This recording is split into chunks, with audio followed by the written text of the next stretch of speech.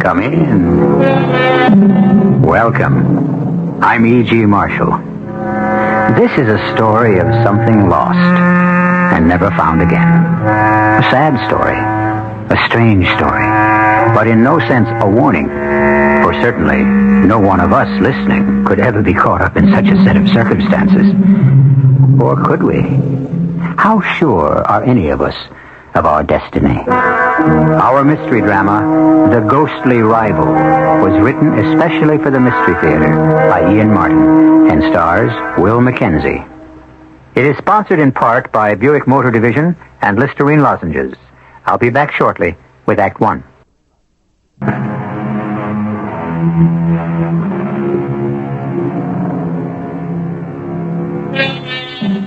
The crumpled remnants of the car are now a dying sheet of flame.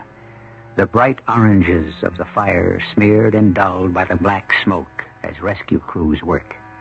The man, mercifully thrown clear of the raging flames, his fall broken by the thick underbrush, lies still and limp as the ambulance crew pick him up and carry him to the waiting ambulance. It takes off immediately, and soon, within the city limits, the familiar whoop-whoop of warning clears the road in front of it. It strikes a note of doom to all who hear it. Then, suddenly, there is the muted quiet of the hospital. Take him straight to emergency. Yes, Doctor. Superficial burns, possibly internal injuries, but main diagnosis is he was bitten by a black widow spider. Yes, Doctor. Whoever's on duty can handle the surface stuff. Alert the neuro resident. Whoever's on the psych side for the rest. Can do, Dr. Peters. Did you sign him in? Yeah, here are the papers. There's a woman with him. Wife, I guess. She got caught in the car and burned to a crisp. His name is Cartwright. I guess kid glove treatment. He's one of them. We treat them all the same. That's a spirit, baby. Just the same, his family and in-laws did build a wing for dear old Central Hospital. All right, I'll see you in the snake pit later.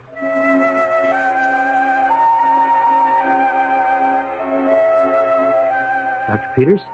Oh, yes, Dr. Mathias. She put in a call for me? Yes, Doctor. I got an accident case. No sweat, minor contusions and burns, but there are complications. Involving a psychiatrist? This one may involve half the staff.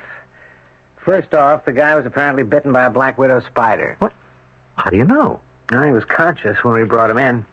Told us himself. He got thrown clear of the car. He was the lucky one. Oh, there was someone else with him? Yes, Doctor. His wife. Totaled with the car. Oh, how awful. He hit the guy pretty hard. Although he wasn't all that with it when we brought him in, because apparently his wife was going to have a baby. Oh, how hard can you get hit? Tell me, how bad is the spider bite?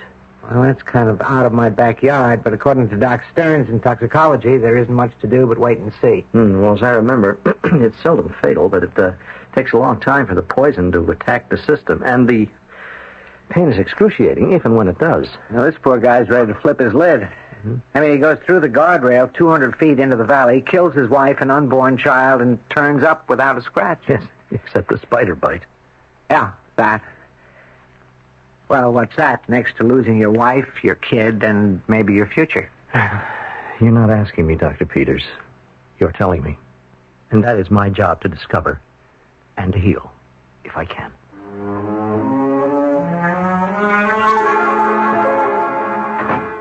Good day, Mr. Cartwright. Well, what's your specialty? If you're a doctor. I am. I'm a psychiatrist. Oh. Well, that's different. Oh, well, not really. Just another phase of medicine. I hope not. I mean, I hope enough different. I've been wanting to ask for someone like you. I've got to talk to someone who might possibly understand. Oh, understanding, I can't promise you absolutely. But, well, at least I listen well. The best I can ask for. No one will believe me. I am trapped as thoroughly as that horrible thing in the bottle I let escape. But I have to keep hoping that somehow I can find escape, too. Well, let's see if we can't begin by making a start at it, at least. How open is your mind? Well, I don't know. It's pretty open, I should hope. You know who I am. You were admitted to the hospital as Thomas Cartwright III. That's who I appear to be. Have you ever heard of a Terry Connolly who is buried in the graveyard behind St. Stephen's and whose headstone reads, born 4/29/51, died 8/16/73?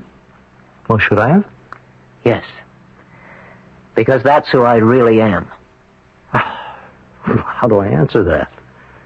I mean, you consider yourself already dead? Condemned. Why? Because I sold my soul. Oh, that's rather a wild statement. You mean like Dr. Faustus to the devil? I mean like that. Oh, and I hope by all means you're going to tell me about it. You still think I'm Thomas Cartwright III? Well, to all intents and purposes, plus your public identity and all the private contents of your wallet, and also your wife's identification, of course you are. I couldn't possibly be Terence Connolly, could I? No, I don't even know him. Then may I introduce myself? Not my outward appearance, but what lives within the outer shell. Suppose I accept that claim. Can you prove it? Can you listen to a sort of complex story? You have the floor. Okay. Let's start it this way. You're looking right at me. Now, I'll even give you a better opportunity. I really don't think you should get out of bed. I'll get right back in. Now, I'm standing. How do I look? Oh, young man, in his early 20s. A little bit overweight. Brown eyes, dark brown hair, slightly receding, and some evidence of dissipation. Height about 5'10", isn't it? It'll do. 2 years ago, I had blue eyes and sun-bleached hair. I was 6'1", 185, all muscle. Here, I'll show you.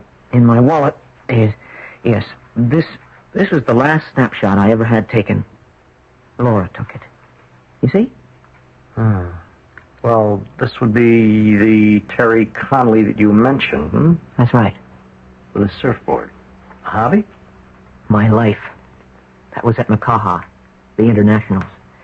It was where I met Laura, and the first change in my life happened. You fell in love? You wouldn't think it to look at her, but she can hang 10 with any surf cat.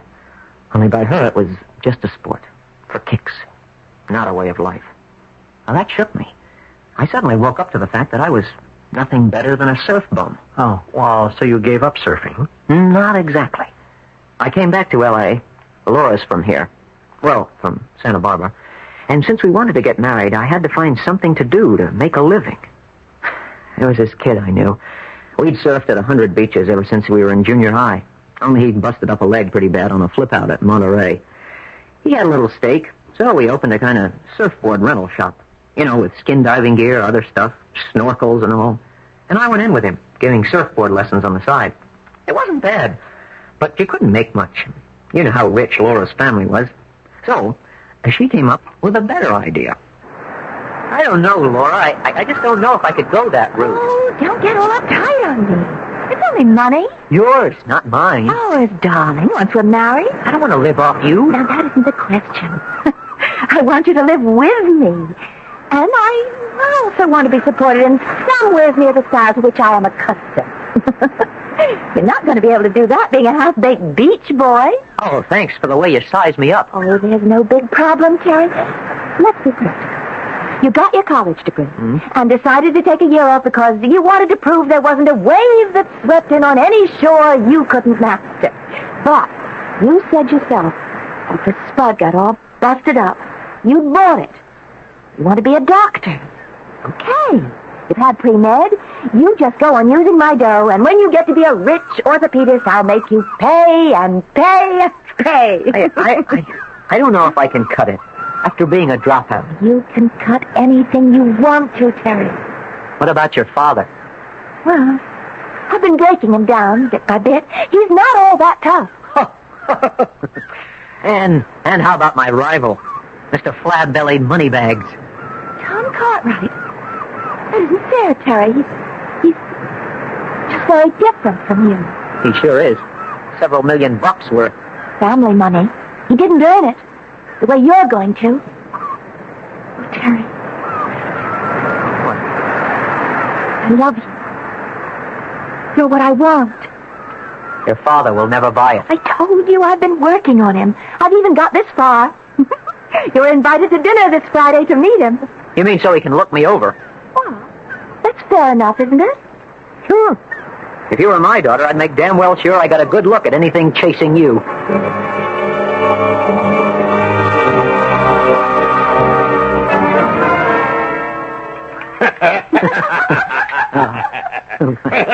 That's good one, young fella.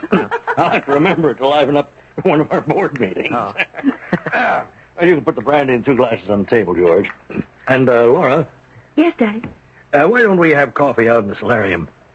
There's still plenty of light to admire the view. All right, I'll have George set us up there. And all right, now, you go along, Superintendent, will you, dear? Mm-hmm. I think Terry and I have a couple of words to exchange. Okay, Dad, but you won't be long, will you? No. I'm the only lady for the gentleman to join. No time at all. Well, you have some brandy, Terry? Oh, I'm not much of a drinker, sir. How much? Beg pardon, sir? Well, you heard me. How much to what? To get out of my daughter's life. Leave her alone. Marry the kind of man I think she should. Someone with plenty of money. Well, it should be one of the requirements. One that you don't have. I've got a better one. She loves me. I don't know. Out of sight, out of mind. Now, how much, Mr. Beach Boy, to take your bedroll and go follow the waves instead of the most precious possession I have? How about a nickel? I don't understand you. It's obvious how cheap you consider me. I thought I'd just keep the price in line. Okay. I'll score you one for guts anyway. But it won't help you. I know who I want Laura to marry, and so does she, and that's the way it will turn out. You may be in for a very unpleasant surprise. I doubt it. I offered you money to get out of your own free will. And it'll probably cost me less to have you removed, if that's the way you want it. You've got to be kidding. I don't make jokes. Let me put it quite simply, Beach Boy. If you don't bow out gracefully, I will make certain arrangements to have you, well, if you'll excuse the expression, rubbed out. I'll give you 24 hours to think it over.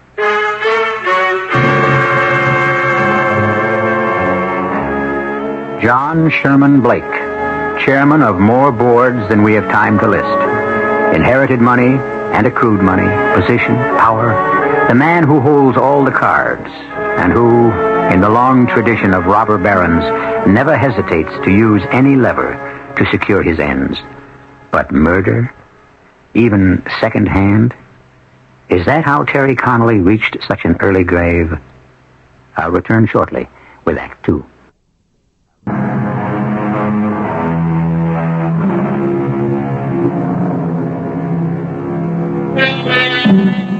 For a moment, as though exhausted, the pale young man in the hospital bed has shut his eyes, leaning back against the pillows. Dr. Matthias, the psychiatrist, eyes him carefully and then speaks quietly. Perhaps, Mr. Cartwright, we should let you rest for a little while before you continue. Rest, Doctor? I haven't known any rest since... Oh, since the night you were telling me about? Yes. I didn't go out to the solarium to have coffee. With Mr. Blake's ultimatum facing me, I went straight for my old beat-up car and took off. I had to think, clear my mind. Best place for me to do that is riding a wave. So, I headed for the beach. I always keep my gear in the back of my bus. The nearest beach was Old Deep Six. Unless you had an attack of the crazies, nobody rode the junk that came in there. Rocky bottom, narrow reefs on both sides, and a crisscross that really chopped up the rides. Well, that suited me just fine. I wanted to risk my neck. It might be the answer. I took a heavy board because the wind was high, paddled myself out over the breakers, and waited for the big one. I saw a hummer. I waited. Then I raced to stay ahead of the crest. She broke pretty, and it happened. A rip current broke her wide open. She collapsed on me, driving my board the Lord knows how high in the air and grinding me down and under, rolling and tumbling until I hit my head and went out like the light above me over the sea, under which I was buried.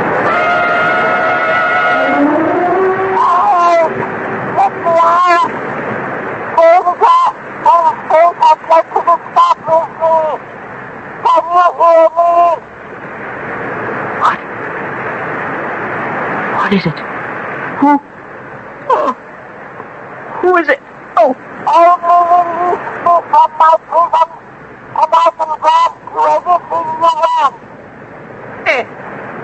Anything?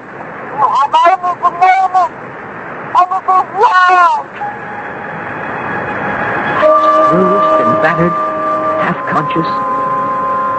By luck, the tide had been going out, and I had been left lying stranded, face down in the rough sand, above the tide's edge. It was almost dark. Beside my head lay a dark green bottle washed up by the waves, and from it, the voice I heard. Or did I really hear it? Was it just some sounding in my half-conscious head? It seemed to be coming muffled from the bottle. Who are you? I am Mother's little. What I can expect if you free me is another matter. You're inside the bottle? Yes. But I have no power. Food, my power is limitless. When I freedom, ask what you want. Power, honor, fame, knowledge, wisdom. On what condition? I ask none. Are you sure? Or are we just kicking around the old Faust dream? Your freedom for mine. I said there were no conditions. Open this bottle and let me out, and I'll grant you whatever one wish you desire. Okay. You got it. It's only a dream. How? There is no way I can dig this cork out. Break the bottle. Okay. Scooch up in the bottom and look out for flying glass. Here goes!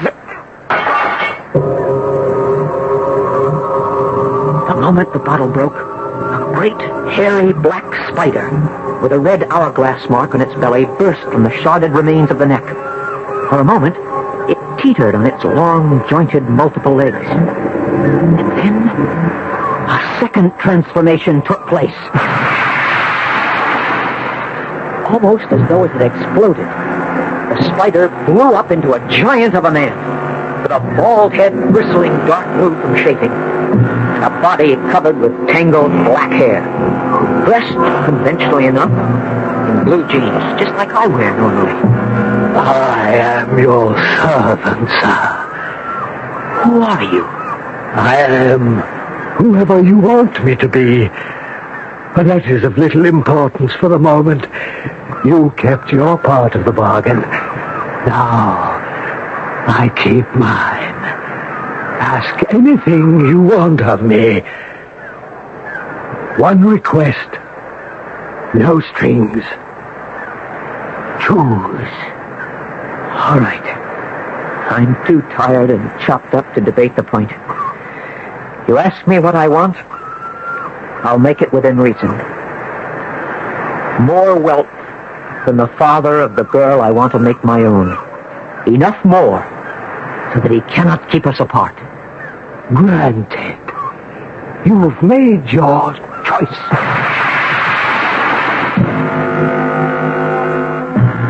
I had the feeling of having been asleep for a long time when I woke up. Without remembering why, I had this idea I should be hurting all over. But it wasn't like that. I felt like I was floating on a cloud. The bed, if it was a bed, didn't support me. I just sort of hovered in space by myself. I didn't want to open my eyes. I didn't want to come back to reality. This was too plush, too out of this world. Very slowly, I opened my eyes. Good morning, sir. Would you like to breakfast or bathe first? Who are you? Oh, dear. Mr. Cartwright had a big party last night. I've got a headache, like someone hit me with a sandbag. That's right. You have a bruise on your forehead. Would you want ice? No. I just want to know where I am. At home. in your own bed. That's crazy. I don't feel that way. I don't belong here. Now you do. Huh? You made one request, to be richer than the father of the girl.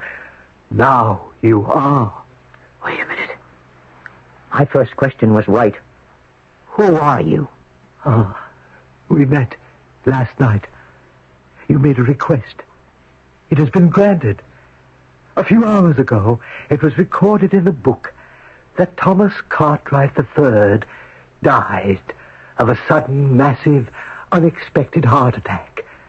At the same time, a young man whose main interest was surfing was the victim of a drowning accident on a nearby beach. Your body lies there among the debris of the tide. In this bed is the body of Tom Cartwright, miraculously recovered from a vascular and cardiac accident. And within the shell of the body, within its cocoon, not Tom, but Terry, lives on. Thus, I kept my promise. How can I be what I'm not? Who is to know the difference?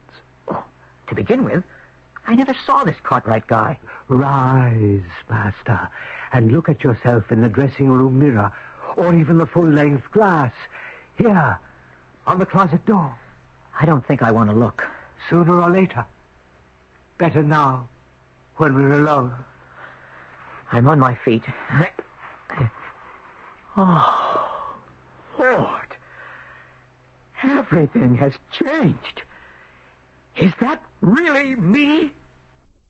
That is what you asked to be. Richer than the father of the girl you wished to own. But I didn't ask to be someone else. I don't even know the man. How can I take his place? Let me arrange that, Master. But you can't be with me every moment. Don't I have a business? Go to work? Most fortunately, you're now on vacation. Most of it you plan to spend on your boat. You have few social engagements, except, of course, tonight. Tonight? Yes. Tonight, you're dining with Mr. Sherman Blake and his daughter.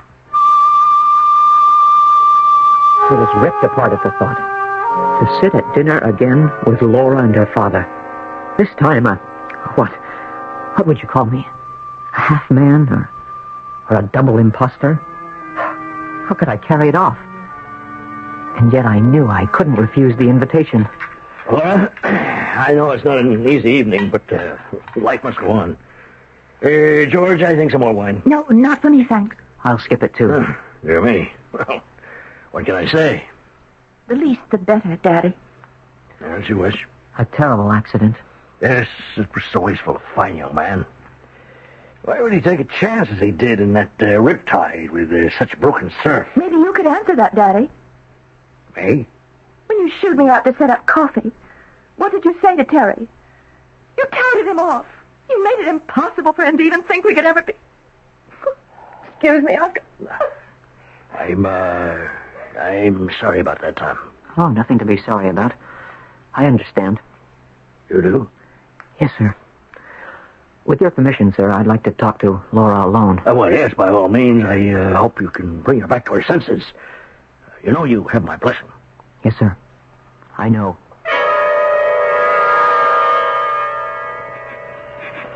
Why don't you leave me alone? Laura, please. Don't you even have one small speck of sensitivity in that mean, rotten little soul of yours? I only wanted to tell you something. There's nothing you can tell me that I want to hear. I'm just trying to explain that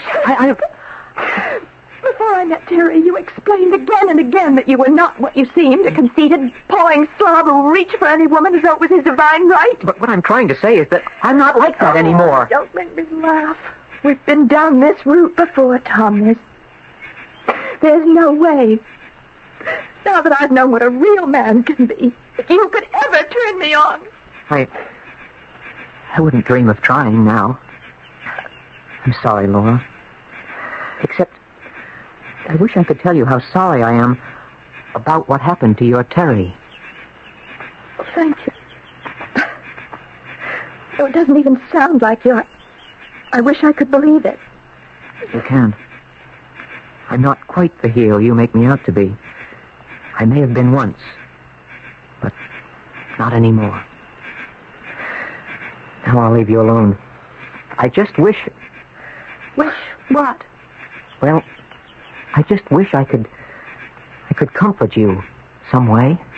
Well, I don't see how. Thank you for wanting to, Tom. It's so funny, but all night since you came to dinner,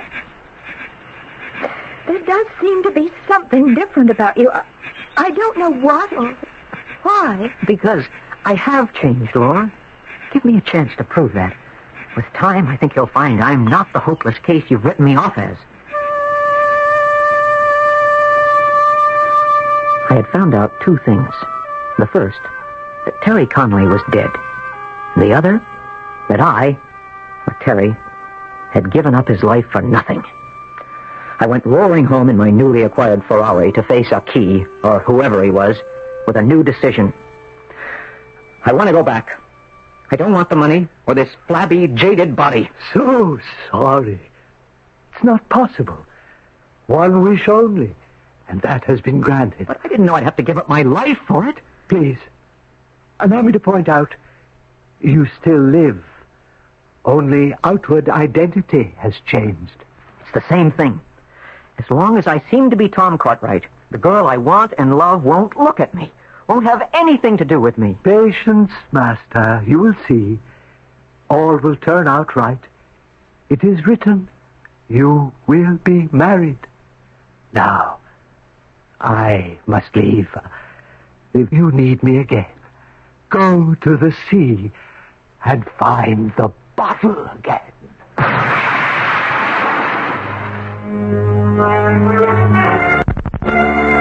Passive Oriental's head, a great jagged streak of fire exploded and disappeared. I realized that I had not been talking with Aki, but with what? A minor demon. Or the devil himself. What did it matter? He had brought me to where I was. And where was that? Was I dead? Or was I alive?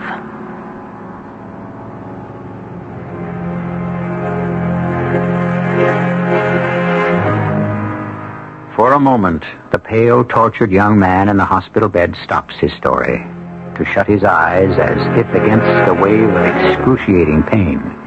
The psychiatrist, listening to him, is tempted to react compassionately, but for the moment he waits.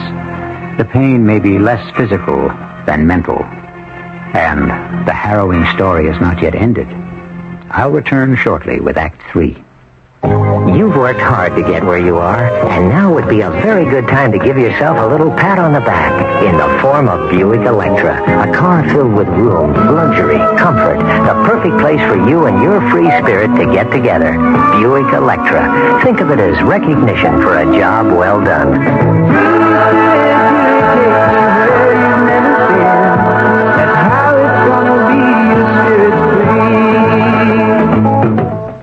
America discovers mailgram. All over the country, people are discovering the speed and impact of mailgram. Here's what airline stewardess April Rivkin told us. April, how did mailgram help you? Well, one day they were going to lay off no people, and the next day it was 300 people. Literally, this is the way it went. They were just sort of hedging the issue. And I kept thinking, well, somebody must know. So I sent a mailgram to the chairman of the board. Now that's a direct approach. What happened? I was amazed how my mailgram got through. And a few days later, somebody called me and said the chairman of the board got your mailgram and asked me to respond to it. And I thought, well, I'm off the hook. I've been talking with April Rivkin. She's one of millions of people who are discovering that mailgrams get through to people and get results. It's easy to send a mailgram. Just call Western Union's toll-free 800 number anytime, day or night. Mailgram, impact of a telegram, at a fraction of the cost. Oh, do I love my legs? I do. Do I love my legs' pantyhose? Legs' pantyhose have memory yarn. Memory yarn stretches out and remembers to stretch back. That's the memory in legs' memory yarn. I can walk, I can jump, I can bend to touch my toes. Stretch to stand on tiptoes. Legs have a back, legs have a wrinkle. The memory in legs' memory yarn. My legs' pantyhose have a fit you can't forget, a stretch you won't believe, comfort beautiful. That's the memory in legs' memory yarn. Oh, do I love my legs? I do. You'll love Legs pantyhose, too. And if for any reason you don't, we'll refund your money or send you a replacement, whichever you prefer. That's the You'll Love Our Legs guarantee. Oh, I love my legs, I do. Get on up the legs boutique.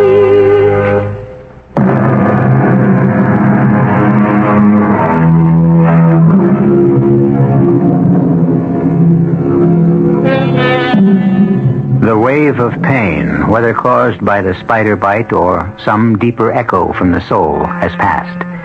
But the young man in the bed still lies with his eyes closed. The nurse, coming into the room, is quickly pantomimed to silence by the psychiatrist. She stops with the tray containing the hypodermic and the phial of morphine. Quietly, Dr. Mathias goes to her. Dr. Peters ordered a hypo for him, Dr. Mathias. Well, I don't think he needs it yet. Now, if it becomes necessary, I'll give it to him. Yes, Doctor. Mr. Cartwright? Yes. Are you all right? Yes. Do you have any pain? Pain. Oh. I'll never be without it. I can give you a needle if you want. No drug will reach the pain that really haunts me. I want to finish my story. Yes. Very well. Let's continue. It was her father who dragged me back into the whole mess. He came to see me at my house, and he didn't mince words. You can't leave me hanging like this. I have a deadline to meet. Yes, I know. Well, are you coming in with me, or aren't you? I haven't made up my mind yet. Oh, good Lord, man, you can't put me off. I'm on the edge of the precipice. I foolishly overextended. I have no cash flow, and if the banks ever get wind of that, the whole thing would collapse like a house of cards. And how much is it you want to borrow? It's got to be a couple of million, at least. Now, we have been over this before. And the security. We've discussed that before, too. You mean Laura? Yes. Except that she happens to be a security that you can't deliver. That's where you're wrong. I have only to tell her the truth about my business problems, and she would she would agree to marry you. A lamb to the slaughter. What'd you say? Doesn't matter. All right, Sherman. Or perhaps I should say, Dad. You've got a deal. Laura, for whatever you need, up to what I've got. You'll never regret this, son. And so, you were married? Yes, not quite 2 years ago. It was a bad marriage? No, not for the most of it. At the beginning, for the best part of the first year, it was uneasy and difficult. But slowly things began to change. I wanted to tell Laura the truth, what really had happened. But how could I? She would have thought me absolutely mad, out of my skull. Then, as the months passed, I began to see it looked as though I'd never have to. I remember one night, after a party, going to bed. How many people do you suppose were at that party tonight? I don't know. A couple of hundred, maybe. And how many men? You think I count them? No, I'm serious, darling. Darling? That's what I said. Men. I don't know. I guess when Stanton throws a ball, there are more men than dames. What's the difference? I just wanted to tell you something. No matter how many there were, I'd have taken my man over any guy there. Laura. Yes. That's the way it's gotten to be with me now.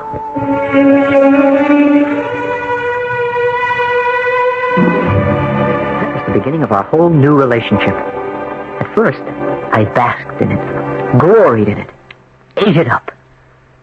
And then? Yes, Mr. Cartwright. And then? And then another crazy thing was happening inside. Can you imagine a man being jealous of himself? I was two people in one body, both of whom loved the same woman. One was dead, except his soul lived on inside this body. Who was it Laura really loved? Me, Terry, the scatterbrain, the live-for-the-moment guy? Or Tom, the percentage man, the cool cat with the morals of one and a built-in gift for destruction? Is that what you tried to solve? That's what I had to solve. Because so very soon after Laura and I had found each other, she became pregnant. Whose child had been created? Mine? I mean Terry's? Or Tom's? I mulled over. I agonized over what the future held. And at last, I had to decide. I had to make some attempt to find out. But how can we? We're only human. We can't foretell the future. I could. I remembered what the Spirit had told me. To seek him, go to the sea. Again it was late in the day, and again it was old Deep Six. Beyond the surf, I waited for the wave. I was king, invincible, hanging ten. Suddenly, before I could move back, the wave broke upon me. The wild frost whip snatched my board and threw it sky high, and I was ground down under the mad, swirling, breaking water below. I came to again, lying on the tide's edge, just as I had done so many months ago. Why did you search for me? Child. What of the child? I suddenly realized what a fool I was. You asked nothing from me for what I wanted. But what about my children? What did you imagine? The world on a silver plate without any regret? But you promised it was not the old Dr. Faust's gag. Naturally. We progress. Things change. Your soul had no interest for me. Only a offshoot. Your children from here on, and into time, as long as they shall live. That's the answer to everything. Why I came back, ready to strangle the woman I loved, so she could never bear a child that would foster the dynasty of the devil. But you didn't strangle her. No, because when I got home, Laura was half out of her wits. She had found that a black spider with an hourglass shape on its belly had been weaving or spinning a web over the crib we had waiting in the nursery to receive our baby when it was born. Well, then what happened? I started to push aside the web, but it clung to me. And as I tried to brush it off, suddenly the spider was clinging to my wrist, and I could feel its bite, sharp and penetrating, and I could hear a voice in my ear. You cannot win, my friend. I gave you freedom, but in return, you sold to me your children, and your children's children till the end of time. You accepted that? Never! Never! I took Laura with me to the car. The excuse for our wild ride, that I had to get to the hospital to get an antitoxin for the bite of the Black Widow. Take it easy, darling. I can't. You don't understand. I love you so. I don't understand what upsets me. There's no way to explain. It's just that the devil rides our thing. Hold tight. And remember, I love you. This is the best way out.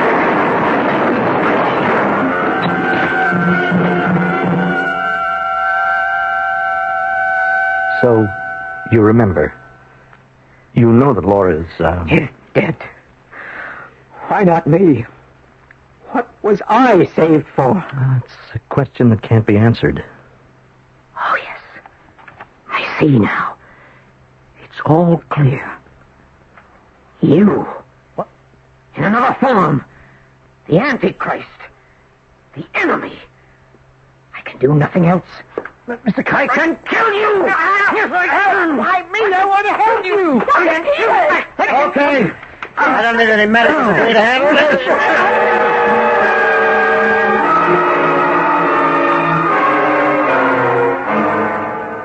That's an unusual case, only because of the violence involved. There's not much to say about it, Dr. Peters. Except I'd like to try to understand it. That would take volumes. A classic world of delusions. Everything? There's very little missing. There was love broken off. There was a child that might have been born. There was a man already beyond the norm of society who thought he was doing the right thing in destroying himself, his wife, and his unborn child. And we just write him off, Doctor? No. We write no one off. We probe as much as we can. We try to resolve what we can. There's still cases beyond all our knowledge, and someday, we may solve them.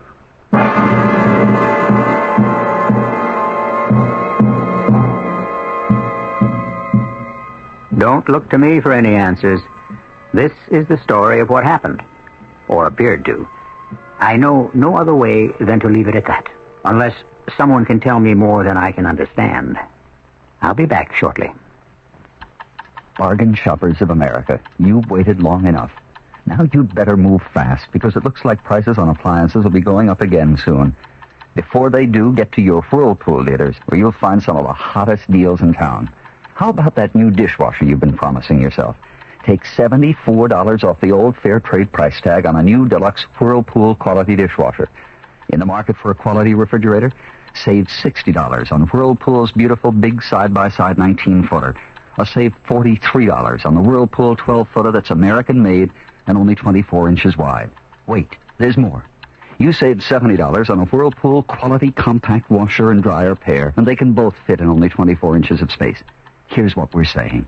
Whatever you're bargain shopping for in the way of quality appliances, now's the time to see your Whirlpool dealer. He's got the deal to turn you on. Prices are optional with Whirlpool dealers, and savings are based on previously higher fair trade prices. The new Lowe's Monte Carlo Hotel is alive with life. Watch the Grand Prix from your terrace. Dine on international cuisine in 5 restaurants. Enjoy international stars in the Folie Russe Supper Club. Play roulette at the only in-hotel casino on the Riviera. For reservations at Lowe's Monte Carlo, call 586-5099 or the Lowe's toll-free number in your area. Lowe's Monte Carlo Hotel.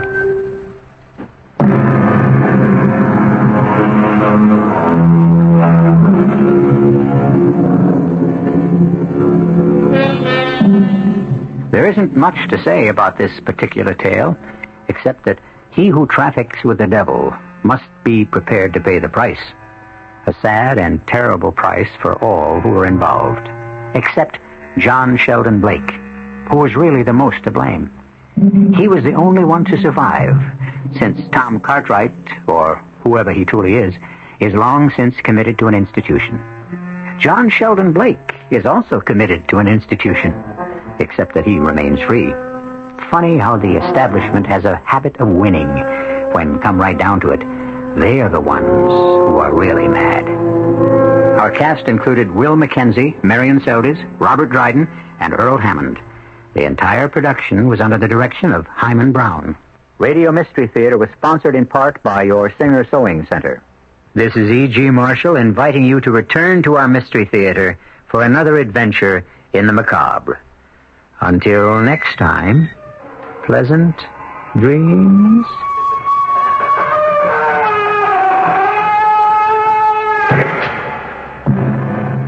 Tonight's Mystery Theater was also brought to you in part by ShopRite Supermarkets. The preceding program was furnished by CBS Radio. Mystery Theater presents...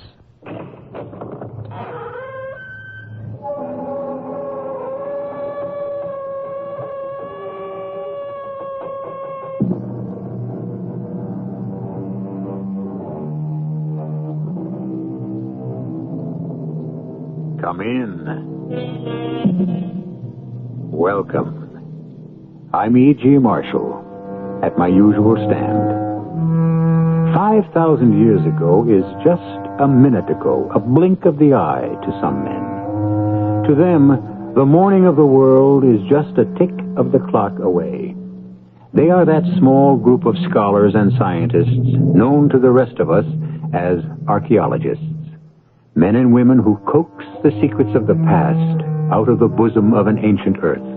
who scratch the long-hidden wonders of antiquity from a soil grown hard with time. Your shop is filled with so many strange and beautiful things.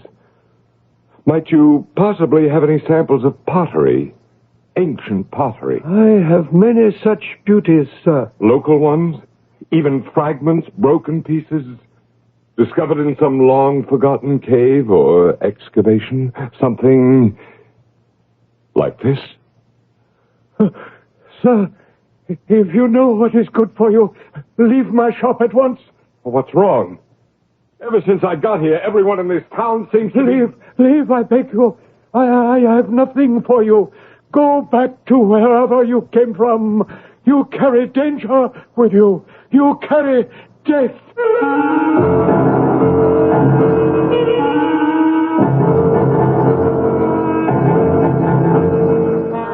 Our mystery drama, Journey into Nowhere, was written especially for the Mystery Theater by Arnold Moss and stars Kurt Benson and Joan Lovejoy. It is sponsored in part by Buick Motor Division and Contact, the 12-hour cold capsule. I'll be back shortly with Act One.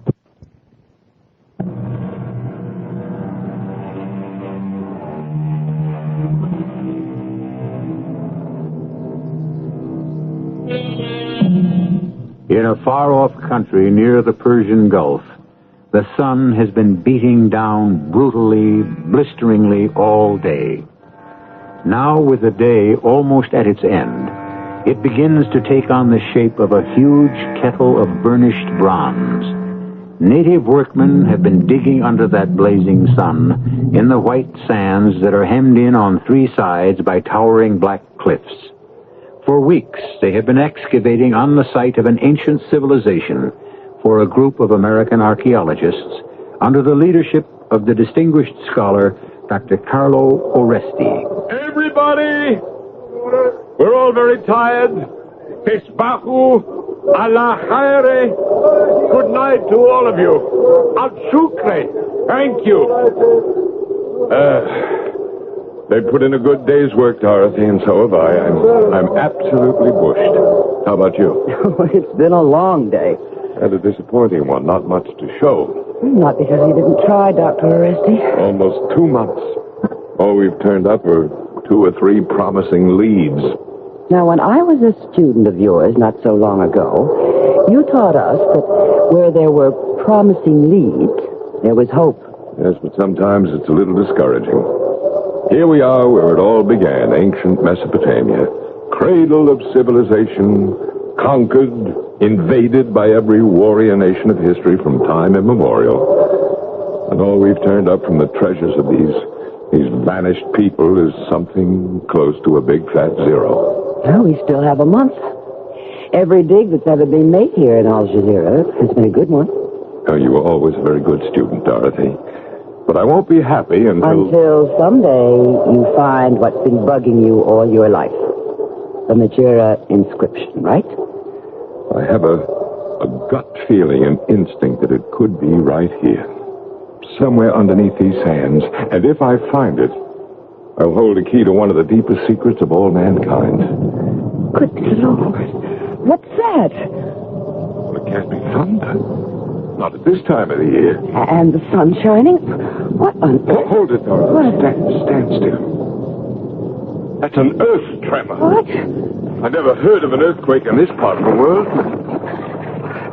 Look, quick, Dorothy. Duck under the shelter. It's getting worse. Dr. Oresti, watch out. That's the force beam over your head. Where? It's beginning to crack. Right over your head.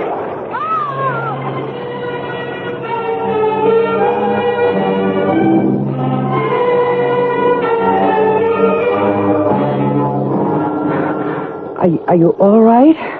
I think so. Little bump on the head. I guess I got away from that falling beam just in time. That earthquake or whatever it was came out of nowhere. Strange. You think it might have disturbed anything in the dig? I doubted it. It didn't last more than several... Dorothy. What? Don't move. Stay right where you are. What is it? Look there. The shard. Piece of broken pottery. An earth tremor must have dislodged it, and we were standing almost on top of it. Get out your brush. Yeah. Clean away the sand as carefully as you can. Beautiful. And we're the first to lay eyes on it in thousands of years. Careful. Look, there's writing on it. Around the circumference. Let's see. Oh, of course, that's pre-Hellenic Greek. 3,500 years old if it's a day. Erebos, Uranu, Meson, Chronoste. Something about heaven and earth. A place of darkness midway between the deepest earth and highest heaven. Oh, wait a minute, Dorothy. Look here. Look, around the edge, just before it breaks off. Well, that looks like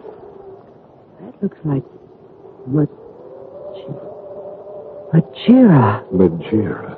Exactly, Dorothy. This is it. It has to be. The Magira inscription. And look, this little piece of black glass over here. That looks like obsidian. It's no bigger than a dime, shaped like a face, an animal's face, and a little hole at the top. And little ears and eyes. Like the tiny head of a sheep or a lamb. Dorothy, you remember from your reading who Magira was? Well, one of the goddesses of vengeance, wasn't she? The principal one, the spirit of revenge, able to confuse and benumb men's minds with a potion called Nephalia. And when she wept... She wept tears of blood. Yes, I remember. And she kept changing her appearance from one creature to another. Her favorite disguise was a sheep or a lamb. Do you recall that she even assumed different shapes at one and the same time? Of course. Oh, this has to be it. This little lamb's head of black glass confirms it. Now, if I can only find the missing part of this inscription, it could lead to the elimination of everything in our lives that's corrupt and evil. Oh, there's that rumbling again.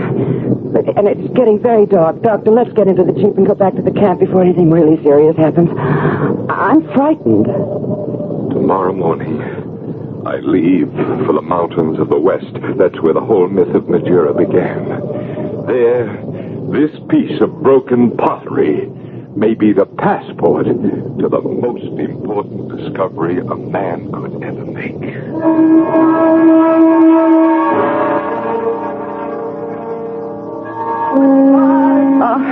I wish you'd change your mind about this trip. Oh, there is nothing to worry about. You have your bus ticket? Right there in my pocket. And my revolver, just in case. Well, let's hope you'll have no reason to use that. Dr. Oresti, one question. In the mountains of the west, where you're going, you say that Magira is very real to the people who live there. It's one of the reasons I'm going. You mean to say they actually claim to see her? So they say. In different forms, under different names. And if she exists for them... She will exist for you? Until I find her and try to destroy her. But how do you destroy something that doesn't really exist? A myth, a legend. It's not as if Magira was really an actually living creature. Well, that's just the point. If I can find a way to destroy the idea of Magira in the minds of the people, then the idea of vengeance, of getting even with the other fellow, will be killed. It may be the beginning of a way to find peace in the world. I see. Well, be careful, Dr. Oresti. And good luck. Thank you. Oh, by the way, I put a string through the hole in the little black lamb's head we found at the dig, and I'm going to wear it around my neck as an ornament, like this. For protection? Why not? If that doesn't protect me, I don't know what will.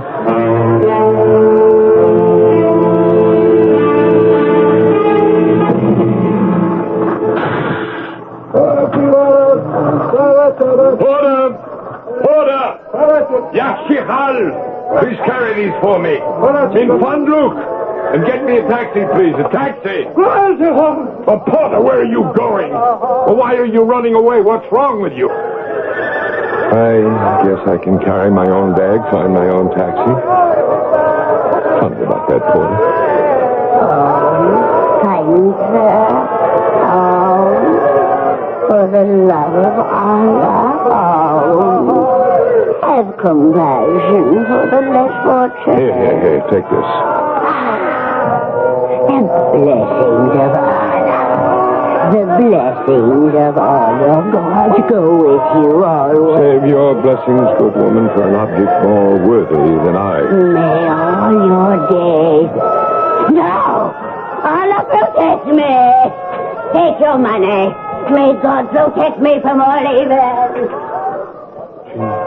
She threw away the money I gave her. Well, what can be wrong? Welcome to the street of the seven silversmiths. Well, where did you... Permit me to introduce myself. Mahmoud bin Said, your most humble servant. Proprietor of this modest shop behind you. House of Mahmoud, rarest curios. Won't you enter and grace my poor establishment with the honor of your presence? Look, Mr. Mahmoud, I've just arrived on a bus. It was a long, hard trip. All I want is a bed and a bath and a little rest. I understand perfectly. Won't you please step inside my shop, Mr. Oresti, Dr. Carlo Oresti. Well, if you insist, but just for a minute. Through these curtains, if you please. Welcome. This is my home as well as my shop, you see. May I offer you a glass of mint tea? Well, not at this moment, thank you. Oh, your shop is beautiful. Thank you. And what an assortment. Old Berber rifles, ancient knives, swords from all over the world. All of them razor sharp. Yes, and these strange masks. Grotesque statuettes.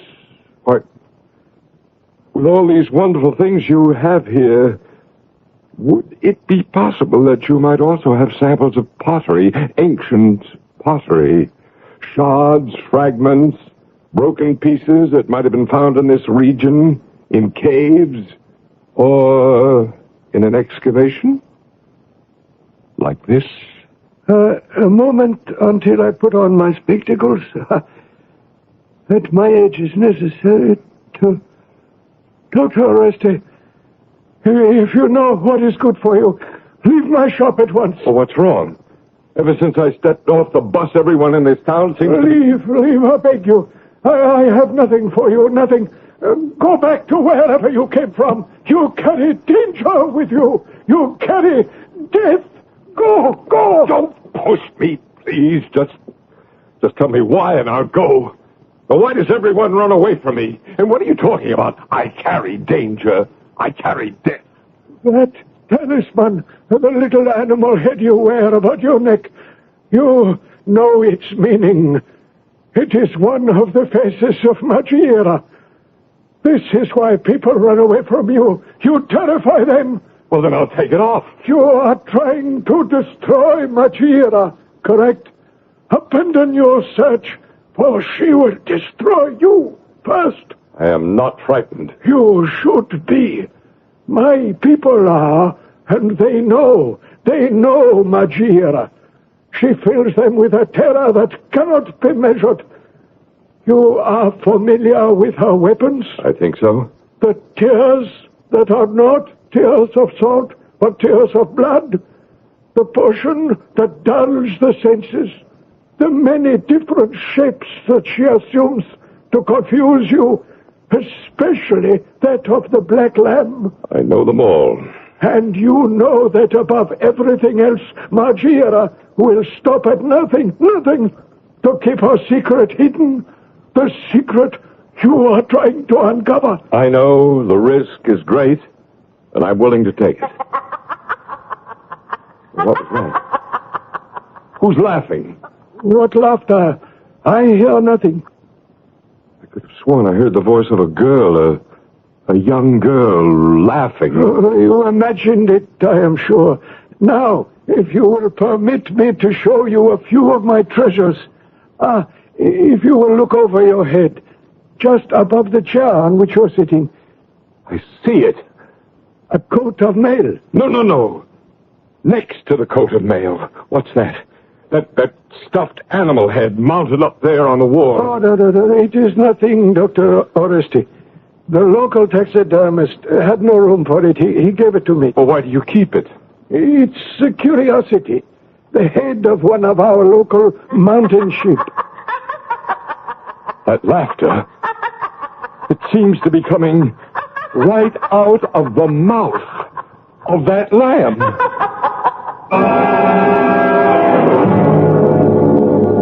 From the most ancient times, the lamb was the animal designated to be the symbolic victim of man's sacrifice to his gods.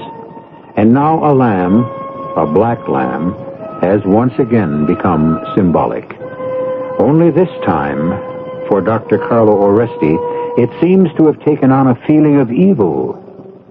But evil or not, it may lead him to the unraveling of a secret he thinks could begin to change the course of all mankind. I'll return shortly with Act Two.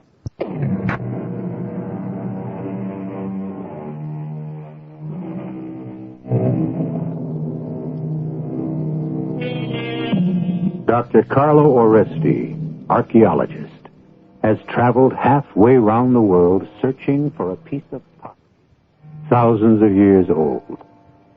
He has unearthed part of it. He is convinced that if he can find the rest, it may lead to a revelation that could bring a more peaceful world. He sits in the curio shop of Mahmoud bin Said, staring at the stuffed head of a small black lamb mounted on the wall. Who is that, Mr. Mahmoud? I told you, nothing... That laughter, it seems to be coming right out of the mouth of that stuffed lamb's head up there.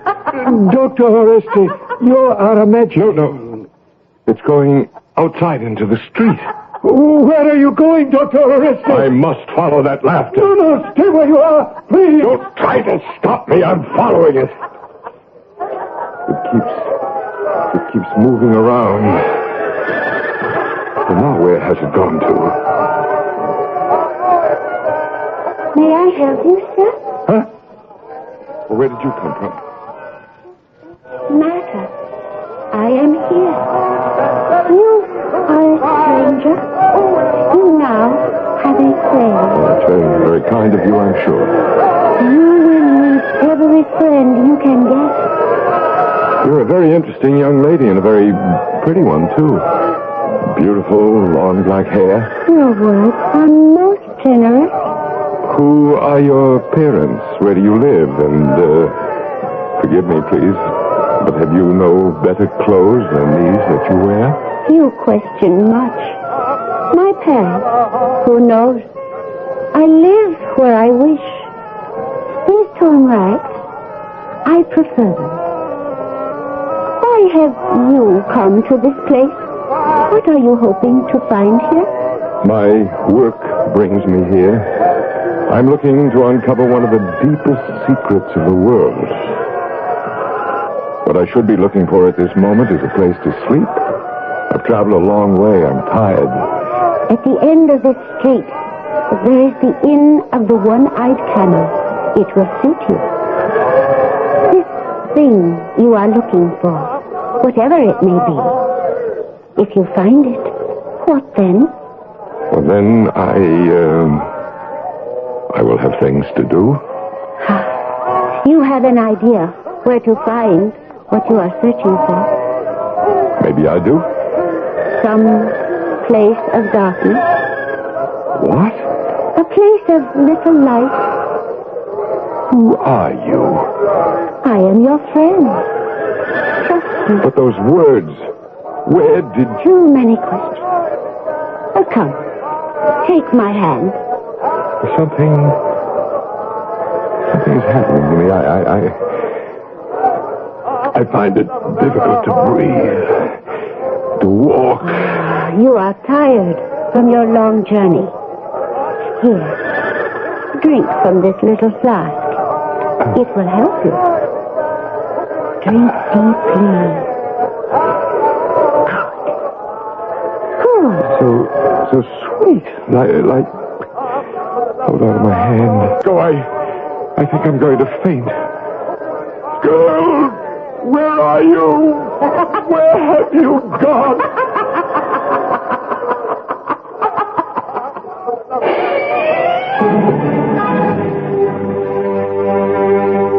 Erebos, Uranu, Mason, a place, darkness, midway. No, don't try to move.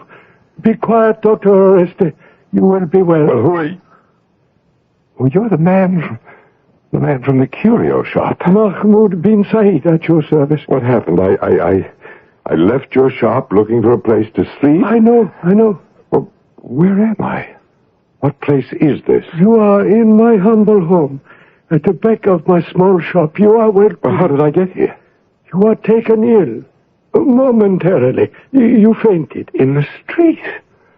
I remember she gave me something to drink. Who gave you something to drink? As I left your shop, a young girl came up to me. She seemed to know what I was here for. What else? Why, I asked her who she was. She took hold of my hand. I grew dizzy. And she gave you something to drink, very sweet. Yes. And then I just passed out. I have done my best to warn you, Doctor. She knows why you are here, and she will do all in her power to destroy you. Dr. Oreste, go back to your own country. Well, what are you talking about? I am talking about Magiera. Who else? Are you telling me that the young girl in the street... Rest quietly, sir. I will go bring you some cold water to drink. I shall be but a minute. It's so dark in here I can hardly see. Is it night? You? The girl who... How do you feel? What did you give me to drink? A small drop to warm the mind, the heart, the soul. Well, where are you? I can't see you. It's grown so dark. Here, at the back door. Rise from your bed and follow me. Follow me and trust me. Here is the cold water, Dr. Oreste. How did she get in here? Again? You saw her again? She was right here beside the bed. Sir, I fear most gravely for your safety. I'm not afraid, Mr. Mahmoud. I have a mission to fulfill. More important to you than your life? I've already wasted too much time. I'm going. No, stay where you are. Take your hands off me. Let me up. I plead with you, do not leave this room. I have an appointment, and I'm going to keep it. And where is that? I'm not absolutely certain. All I know is that it's a place of darkness, midway between the deepest earth and highest heaven.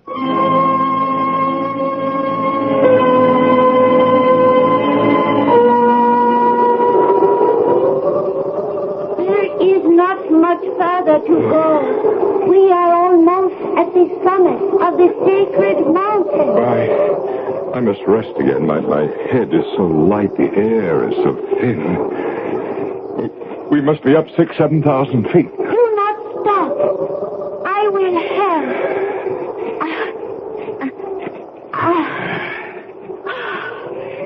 There. We have come to the summit. The very top of the mountain. Everything is pitch black. There's not a star in the skies. It is past midnight, and perhaps a storm comes. You will stay here with me? I led you here. I have not the slightest intention of leaving you. Tell me, why have you brought me to the top of this mountain? Because it is sacred to us. Here, sit down beside me on this flat rock. Oh, your hand. It is bleeding. Oh, it's nothing. I scraped it on a rock as we were coming up. I kiss your bleeding hand. The taste of your blood is exciting. Hold me in your arms Tighter.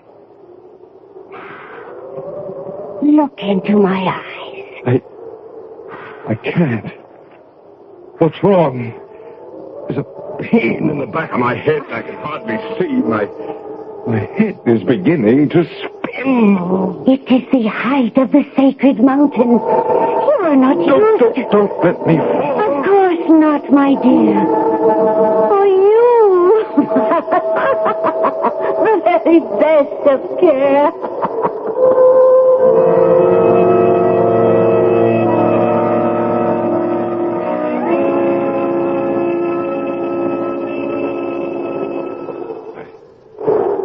I don't know what came over me. There was a stabbing at the base of my skull. You are a fool.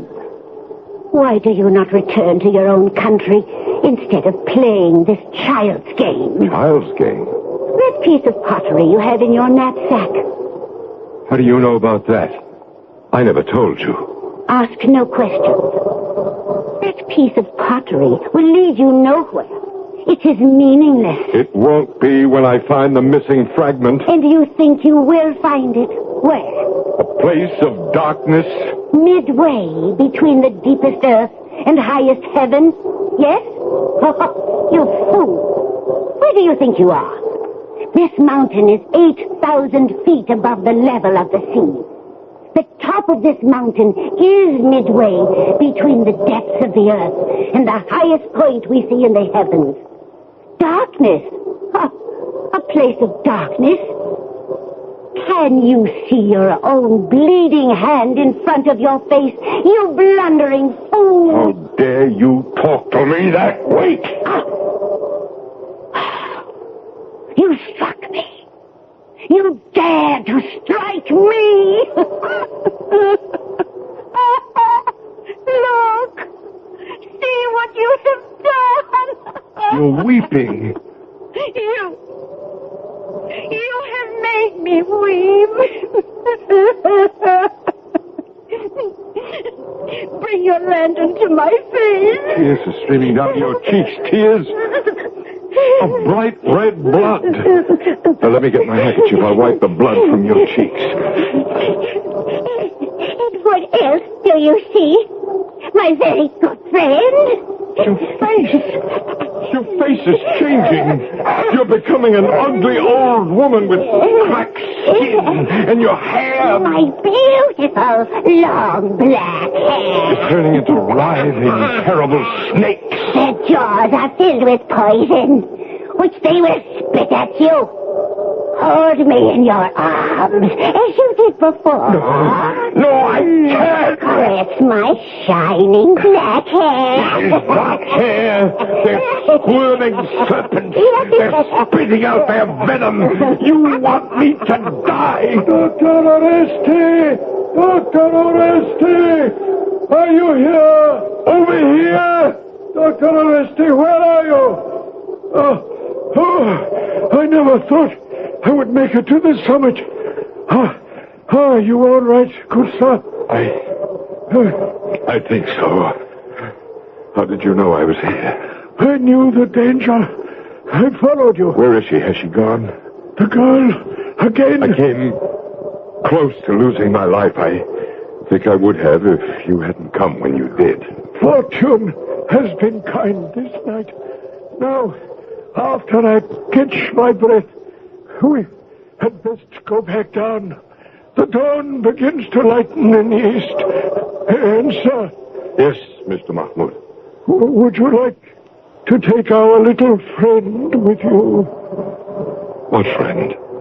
Where? Lift your light a little higher. There, on that flat rock. A beautiful little black lamb. I'll carry it down to the village. It just... Where is it? Where did it go? It disappeared.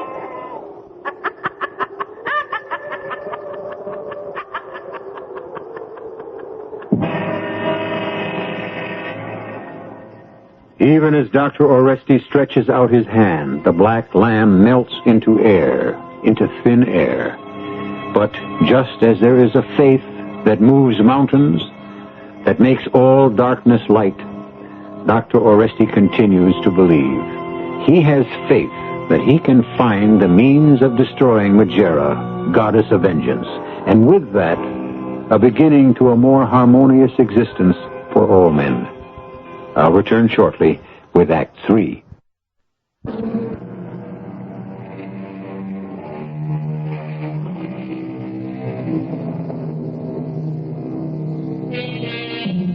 A philosopher of the Middle East has said that revenge is a luscious fruit, which, like the pomegranate or the persimmon, takes a long time to ripen.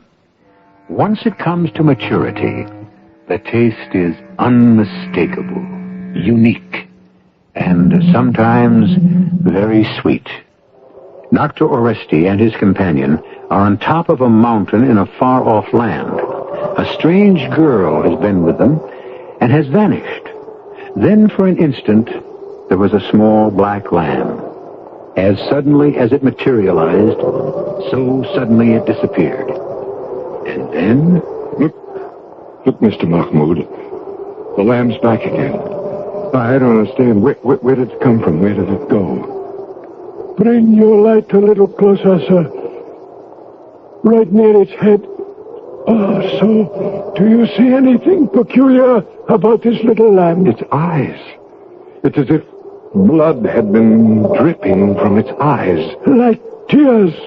Tears of blood. Are you telling me, Mr. Mahmoud, that this little animal... I tell you nothing, sir. She was here, Mr. Mahmoud. After a time we quarreled.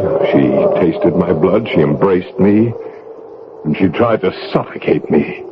She grew old and horrible before my eyes. Her beautiful hair became poisonous snakes. Dr. Oresti, it has been a long and exhausting night for both of us.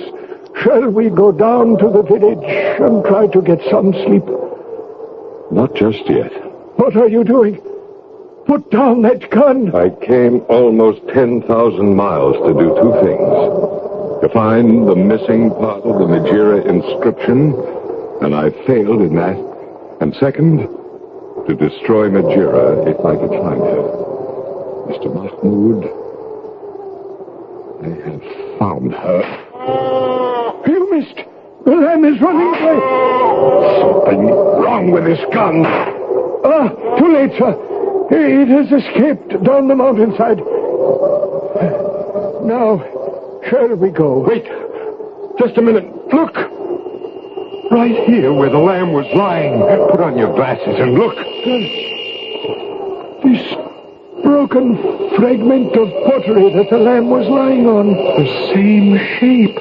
The same colors. It has to be the rest of the Majera inscription.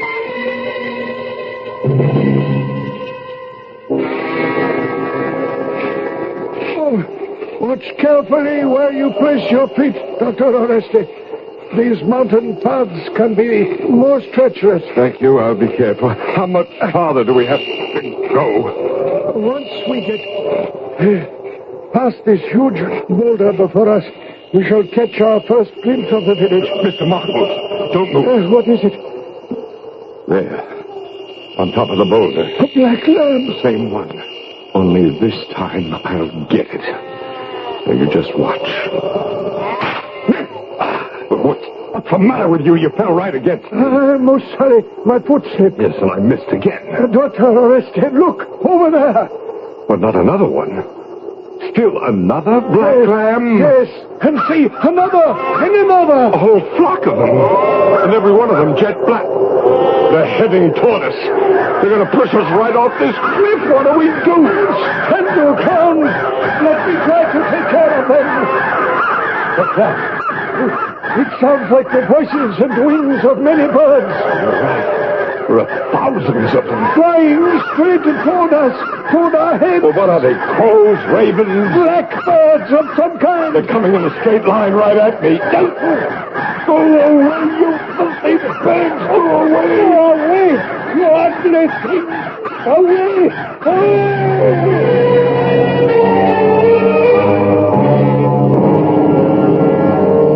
Another glass of hot mint tea, Doctor.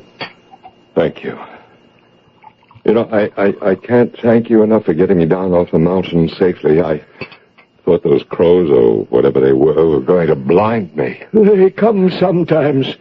They think of other creatures as trespassers. Yes. Now, let's get back to this shard of pottery. Where did I put my spectacles? Ah, yes. Here they are. You can see the two pieces fit together perfectly, as I suspected they would. The colors, the shape, the design, and the inscription, everything. Extraordinary. Now, if we can decipher it... I leave that to you, sir. Let's see, the first word looks like monoi, and then timoria, vengeance. Let's see now. Vengeance belongs... And then there's the other piece that fits in here that says to Majira. And then there's the word alone. Vengeance belongs to Majira alone. Now, follow the writing around the circumference. Tein, e, re, inain, sei, Something about peace. Yes, peace. Peace will be found... No. Must be found in... Yes, Dr. Oresty. In the heart of man. In the heart of man. You understand the meaning of what you hold in your hand? Well, of course. That the place of darkness midway between the deepest earth and highest heaven is the heart of man. And that's the place where real peace must be looked for. Most interesting. There is no goddess of vengeance, and there never was. She existed, if she ever did, only in the minds of the stupid and the ignorant. And now you will return to your own country, screaming to the world that there is no Majira. Is that correct, Dr. Oreste? Is that correct? What are you doing? Put down that scimitar. Are you out of your mind? You have disappointed me, Dr. Oreste. And more important, you have made me unhappy, most unhappy. It is not right for you to make me weep. It is wrong, Dr. Oreste, very wrong. Mr. Mahmoud, you are weeping. Weeping tears of blood. Of course, dear doctor. And now, would you like me to change my shape into a little black lamb, or an old and ugly hag with snakes for hair, or perhaps a beautiful young girl, or a flock of crows on the mountainside, and then back again to Mahmoud, this kindly, elderly merchant of curios? Name it. I shall become what you wish, when you wish it. You are... You see, Majira does exist. Now that you know that, this blade will make a fast end to you and your large secret. No!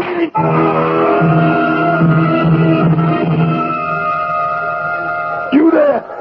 Police! Police, come! Come quick! What is it, sir? How can I be of help? I've just shot someone. Killed him, I think. In self-defense. Who did you kill? How? Where? Back there in the shop. The proprietor. The proprietor? What shop? Are you blind? The curio shop. I shot and killed the man who called himself Mahmoud bin Said. Mahmoud bin Said? That's not possible. Why not? Mahmoud has been dead for more than 200 years.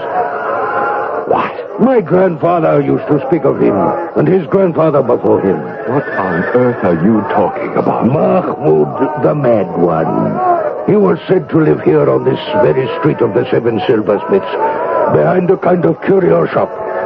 The tale goes that the poor man was completely out of his mind, poor fellow. The family line ended with his death. And how? Just how did he meet his death? Well, the story is that his life was ended by a shot from a gun. And who shot this Mahmoud? A stranger. A man who for some reason was seeking revenge. Seeking revenge. Seeking revenge. Seeking revenge. Seeking revenge. Seeking revenge. Dr. Oresti. Doctor, how do you feel? Who is that? Dorothy. Don't try to move. You're going to be fine. Well, I don't understand. The earthquake. But it's all over now. Don't you remember? Earthquake? When you ducked into the shelter here, the big wooden beam over your head split and came right down on you. Of course, I remember. I tried to get out of the way, but I couldn't. No. You had me worried there for a bit. You were out cold for a good whole minute. A minute? You mean all that happened in just 1 minute? All what happened? Well, thanks to that conk on the head, I've been off on a very fascinating trip. A voyage to nowhere. Whatever that's supposed to mean. But tell me something, Doctor. Yes? That little thing you're wearing on a string. Where? Around your neck. Looks like the head of a little black lamb. I've never seen that before. Well, neither have I. How do you suppose it got there?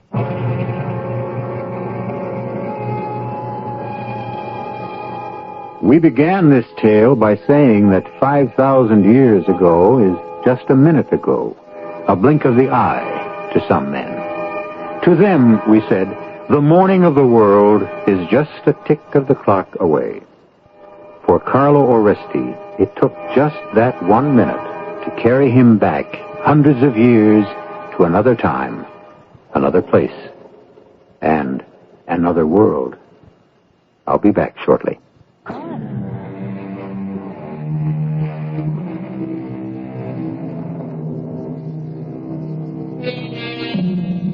I have read that there are a good many far-off places where they still devoutly believe in things like a goddess of vengeance, who, to confuse the people, changes her appearance at will into any number of different shapes, even into several different forms at the same time.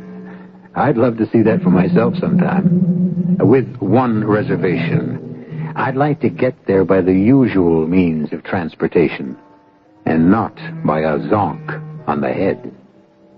Our cast included Arnold Moss, Joan Lovejoy, Court Benson, and Evie Juster. The entire production was under the direction of Hyman Brown. And now, a preview of our next tale. Did anyone examine you? Well, an intern looked at me and asked me to wait, only I couldn't, you see. Why not? Well, because I had to find somebody. I didn't remember who or where to begin, except with this. What is it? Just a piece of paper, like from a phone pad with a number. 380. What do you think it means? A room, maybe? There's no such room number in this hospital. Oh, I thought maybe it might be the old lady's. What old lady? I don't know. What was the old lady's name? I don't know. What is your name, miss? But that's the whole trouble, don't you see? I don't know that either. Radio Mystery Theater was sponsored in part by Anheuser-Busch Incorporated, brewers of Budweiser. This is E.G. Marshall inviting you to return to our Mystery Theater for another adventure in the macabre. Until next time, pleasant dreams.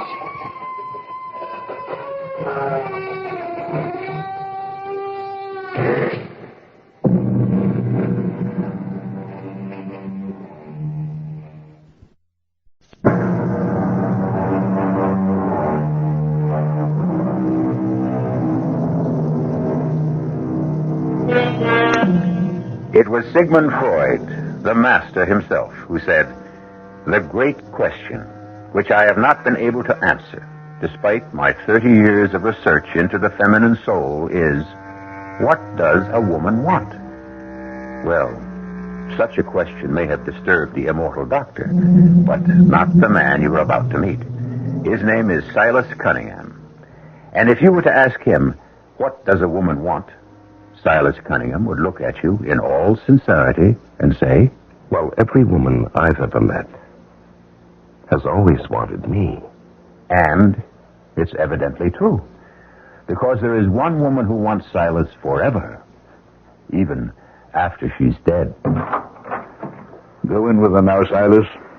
Is she better, Doctor? No. But Dr. Pearson... Go see her now, while you can.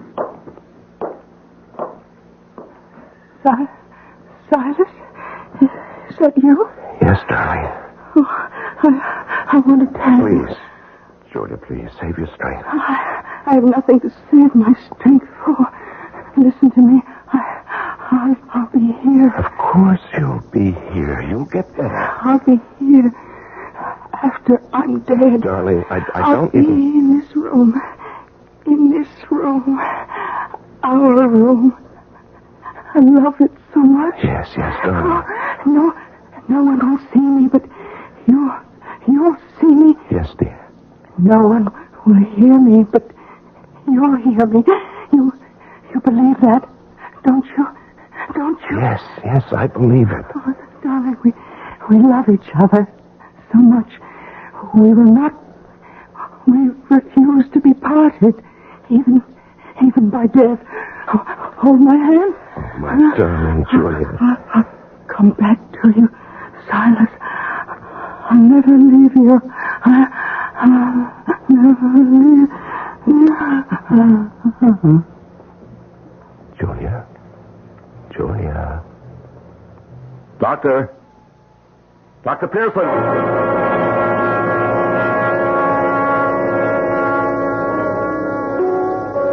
Hello, Marilyn. I was afraid Of what? I'd be stood Now, up. when did I ever break a date with you, darling? Why are you late? I didn't take the early train to town.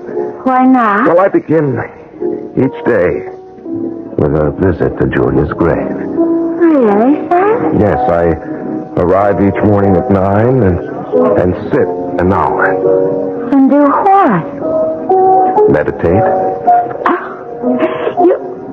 You're such a fraud. No, darling, how can you say that? I suppose everyone in the village knows about it. Oh, yes. The talk of the town seems to be how grief-stricken I am. You have absolutely no moral. But it's true, dear. I am grief-stricken. After the way she drove you crazy? Or was all that just talk? For my benefit? Oh, Julia was all right, in her way. She made very few demands of me. If it weren't for that occult nonsense she was all wrapped up in, I could have even been happy. Why is it so important for you to create this appearance of the bereaved and ravaged lover? Well, when very rich wives die young, certain nasty-minded, suspicious persons may begin to formulate all sorts of evil thoughts. I understand. And so for a year or so, there should be a show of decorum.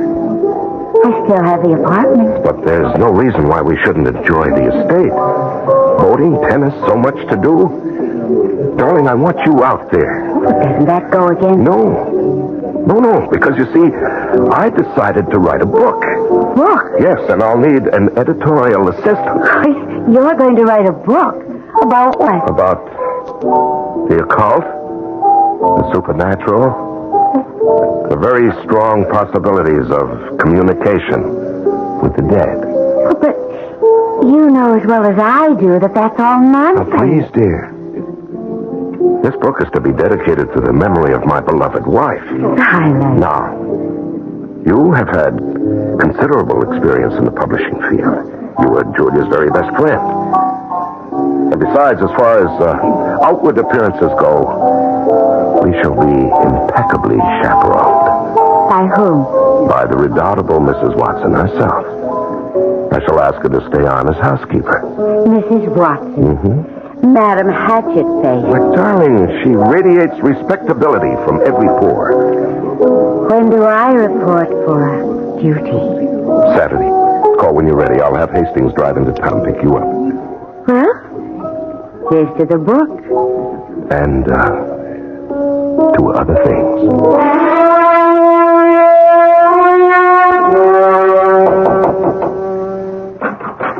Mr. Cunningham, I brought you some nice hot tea. Oh, come now. You must have something. Oh, look, I know how you feel. Everyone knew. It was a real love match, you and that wonderful lady, Mr. Soul. But would Julia Cunningham want you to despair like this? Thank you, Mrs. Watson. What would I do without you? Good evening, Silas. Oh, Dr. Pearson. You want to fetch me a cup of that tea, Miss Watson? Yes, Doctor. Thank you. Mrs. Watson says you don't eat. Thought I'd stop by to see if you're all right. Oh, I'm fine. I'm worried about you. Me? Your marriage was something special, Silas. Well, every marriage is special. You and Julia. No two people ever seem to be more close, more content, more in love. She was everything to me, Doctor. Everything.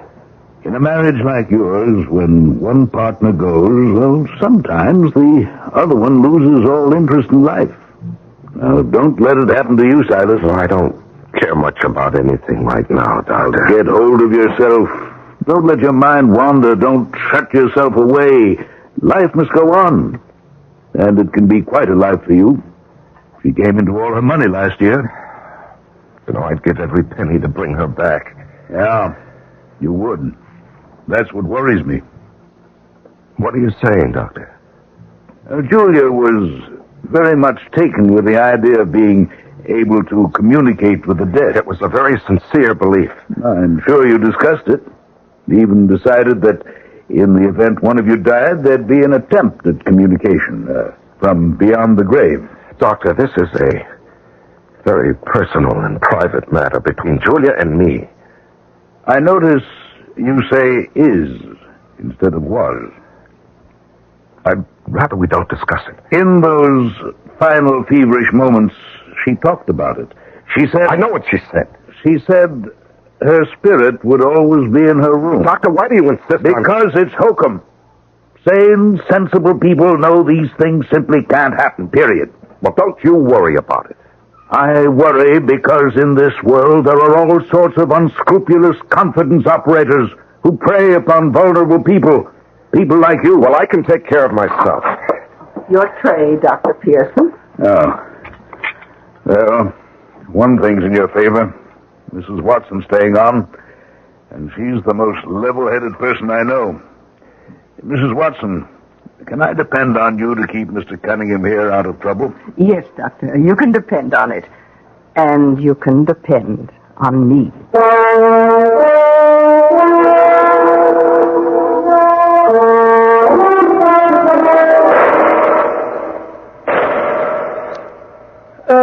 Mr. Cunningham, I've got a beat on them now. Oh, darn, I missed him again. Oh, well. It's too nice a day to hit anything anyhow. I just feel like making some noise in the woods. Mr. Cunningham. What is it, Hastings? I don't know. I gotta talk to you. I mean, I don't know what... Well, why don't you start at the beginning, Hastings? Yes, sir. Look, you know what's just happened to me, Mr. Cunningham? No. What happened? Well, I've been fired. Fired? Now, how could you be fired? That's what I can't figure. Well, who in the world could have fired you, Hastings? Old Lady Iron Pants. I mean, Mrs. Watson. Well, why? Well, I don't know. She comes up to me and she says, Hastings, you're finished. Here's your money. Get out of here. Just like that. Well, I don't understand why. Well, she figures if Mrs. Cunningham passed away, she can rule the roost, you know what I mean? She's always had it in for me anyhow. Why, Hastings? I guess I'd pop off about her. Pop off? How? Well, I was only kidding, but it was about sex. Sex? Oh, come on now, Hastings. Why would anyone talk that way with Mrs. Watson? Why, she must be at least, Yeah? How old do you think she is? Well, late 50s, even 60, maybe over. Next time, take a good look. She ain't even 40 yet. And she's been a widow 18 years. Oh, well, I'm sure we can adjust the matter. Well, I told her to go soak her head. I told her, Mr. Cunningham hired me. Therefore, only Mr. Cunningham can fire me. Is that right? Yes, Hastings. That's right. Now, you go back to the garage. You'll have to go to the city this afternoon.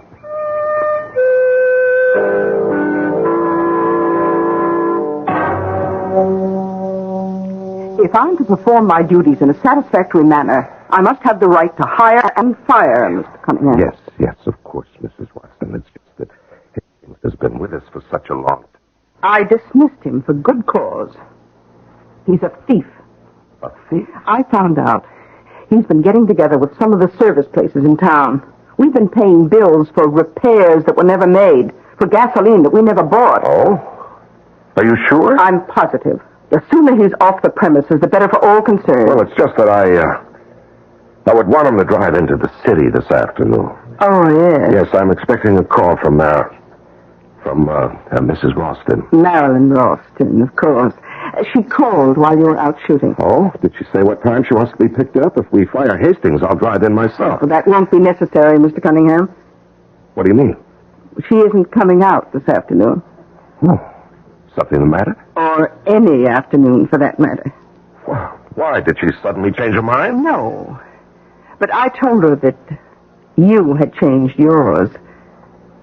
What are you talking about, Mrs. Watson? I never told you I changed It wasn't necessary for you to tell me, sir. I acted in your best interests. Mrs. Watson, I'm very capable of determining my best interests. And furthermore... Yes, Mr. Cunningham. What are you staring at?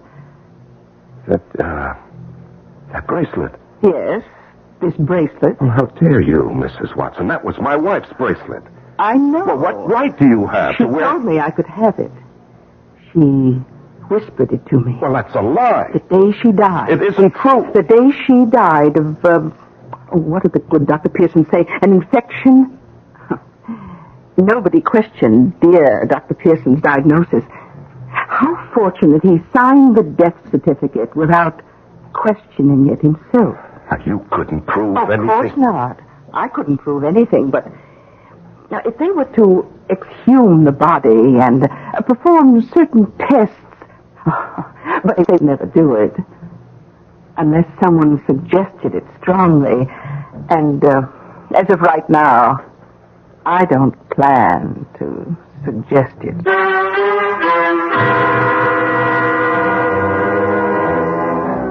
Well, there you are. You get what you consider to be the perfect setup for the perfect murder. You get rid of a woman who is a thorn in your side, only to discover you've just acquired one who could be a rope around your neck. The rope either gets tightened or loosened.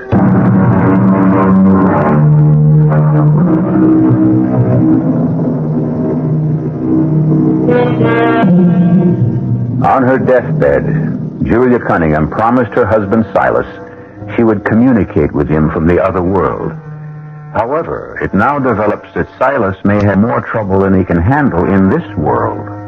It seems that Mrs. Watson, the faithful housekeeper, has discovered that Silas had actually hastened Julia's exit from what is sometimes described as this vale of tears. Mrs. Watson, what makes you think I would have something to fear from an autopsy? Isn't it obvious? Isn't what obvious? The situation we find ourselves in. Now, if you didn't fear an autopsy, this bracelet would be off my arm, you'd fire me on the spot, and I would be out on my ear. Now, I know. Just what do you know? I know I was right about the bottle of poison. What bottle of poison? Oh, come, sir. It was in your room. I made a few discreet inquiries. I learned from a doctor that small, steady doses could produce symptoms which might appear to indicate an intestinal infection, and it would be treated as such until suddenly the patient would die. Incidentally, that doctor was not Dr. Pearson.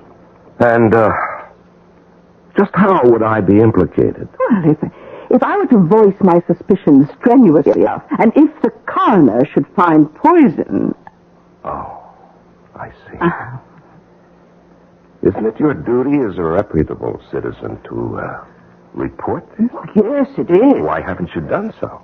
Well, I could set in motion a chain of events that could place you on a scaffold or in a prison for life. And I asked myself, now, what would be in all this for me? Well, the satisfaction that you had performed your duty as a responsible citizen of a democracy. Oh, I've been doing that all my life, and I have very little to show for it. And so I said to myself, Vera? I'll wager you didn't know my first name was Vera. Well, to be honest, I didn't even know you had a first name. That's true. To you, I've always been the invisible Mrs. Watson. And so, for the first time in my life, I did something different, unusual, unprecedented. And what was that? For once, I thought about me, my own welfare. You see, Mr. Cunningham, you had committed the perfect crime. Well, how? You seem to have detected it. Oh, the key element. Dr. Pearson. Old, fumbling, superannuated Dr. Pearson. Well, he's not all that incompetent. Oh, no. He's merely obsolete. And you counted on that. You counted on him accepting your wife's death as a purely natural event and getting a death certificate without an autopsy. Well, Mrs. Watson, now what? I assume you intend to blackmail me. Well, that's a harsh word. How much money do you want? Oh, I don't want any money. You don't want any money? No. Well, then what do you want? I want you. You want me? Yes. What does that mean? What do you think it means? I want to be Mrs. Silas Cunningham. Would you mind saying that again? I think you heard it. Yes, I heard it. I can't believe it. You know, people like you are completely unaware of people like me. As human beings, our mission in life is to serve, to be useful, to cater to all your creature concerns. But I have feelings, I have desires, emotions, yearnings. Well, I'm only 3 years older than you are. That's young enough. There's still time enough for me to enjoy a rich, exciting life. I've heard of shotgun weddings. Why turn you over to the police? I have a once-in-a-lifetime opportunity. Finally, Vera Watson, you too can become somebody. Nobody's maid, nobody's servant. Cross the line. You know, I wish I could say I admire you. Oh, well, we'll let a year go by, a decent interval, and then we'll announce our engagement. I can assure you, Mrs. Watson, you're hardly my type. Perhaps. But you're mine, and after a while, I'll become yours. You think so? Oh, you'll come to value me when you know me better. Oh, by the way... Yes? Unlike so many women in love, Mr. Cunningham, I'm not blind. For example, I see how you've been glancing at your shotgun. Oh, have I been doing that? Well, I wouldn't recommend anything hasty, sir. You see, I've written a letter to my sister. It's to be opened in the event of my death. Need I say more? No. I think you've said quite enough.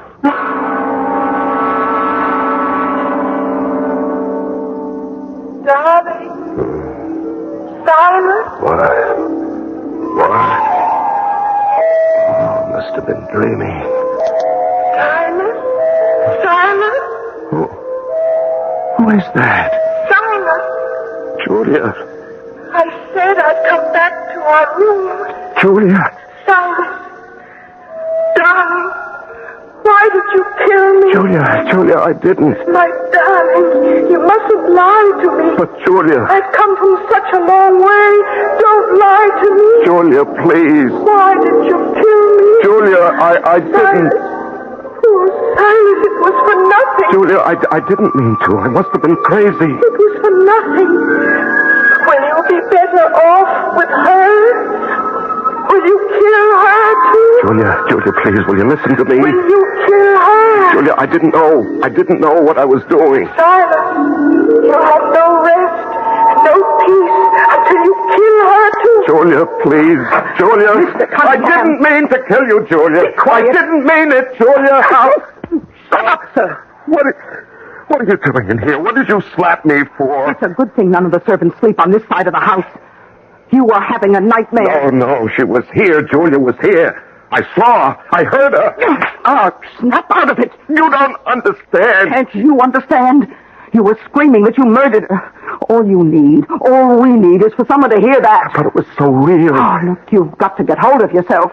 Because if you don't, we're going to have a problem. Yes, you're right. At least you're beginning to see how much you need a woman like me. You must keep your sanity. And I can help you do it. Now, listen. No, not now. Now, you take this sleeping pill and get yourself some rest.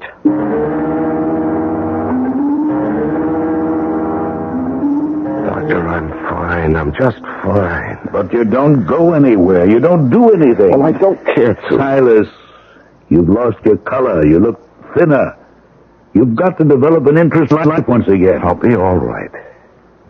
Silas, you're not getting all twisted up in that occult business, are you?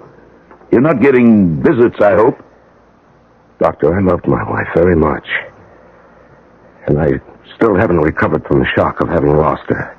And I wish that everyone would let me alone. All right, Silas. I'll leave you some vitamins. Oh, Mr. Cunningham. Oh, good morning, Dr. Pearson. Good morning, Miss Watson. Our friend here looks a bit peaked. Hasn't been eating much, I bet. No, but I'm on my way to town to buy some things to tempt his appetite. I'll give you a lift. Oh, thank you. I just have to stop by the kitchen to leave some instructions. I'll see you outside in a couple of minutes. You know, Silas, something's different about that woman. Different? No. In what way? Well, for one thing, she looks much younger. For another, she's not too bad looking. I hadn't noticed. Something's come over her. Now, what do you suppose it could be? I haven't the faintest idea.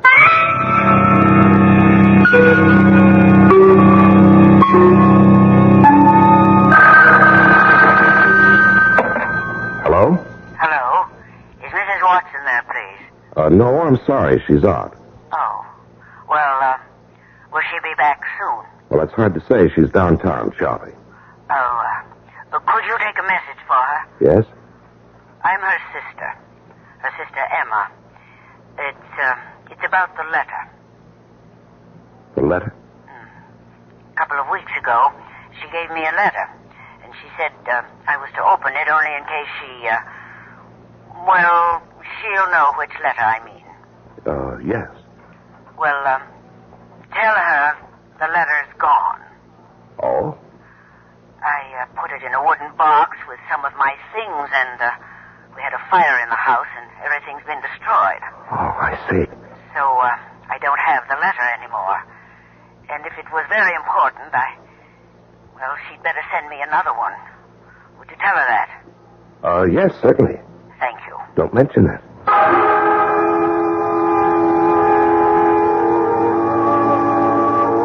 Good evening, Mrs. Watson. Oh, good evening, Mr. Cunningham. Is this how you spend your evenings, Mrs. Watson? Knitting? Knitting, reading, listening to music. Oh, I've often wondered what you did with your time. That's not true. I don't imagine you ever gave me a second thought. Well, for better or worse. Do you know what I like to do on a lovely night like this? No. Go out in the boat. Well, why don't you? Well, I never cared to go out alone. Are you asking me to go with you? Mm-hmm. Why? Well, it's part of like courtship, Mrs. Watson. You are a remarkable man, Mr. Cunningham. And you are a remarkable woman. You know, actually, you were right the other night. You're the woman I need. The woman who can hold me in balance. Vera. Vera? Yes, Vera. You know, I have the feeling that I'm falling in love with you, Vera. Mr. Cunningham. My name is Silas. Silas. Vera, I need you. I need your strength and your good sense. Well, we'll be very good for each other. You'll see. Oh, yes. Yes, you'll supply the common sense and I'll supply the romance. Now, how about that boat ride?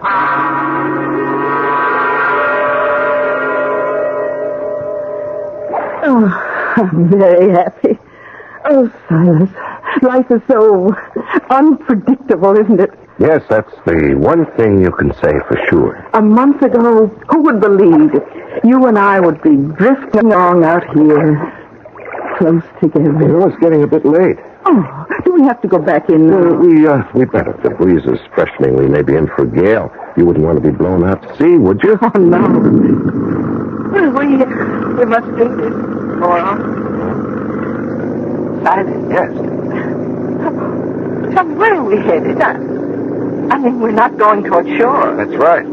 But you said... What did I say? Well, that it was time to go home. I'm going home. Silas, What am I saying? What I'm saying is there's no one within miles, and this should be far enough. Far enough for what? Well, you see, you took the boat out tonight all by yourself. And I guess you fell overboard. Simon! And here you go. No, you must have forgotten my letters to my sister. Don't! Silence! I can't quit! Yes, I know. I can't help! Silence! Oh, I forgot to tell you. You had a phone call from your sister. I can't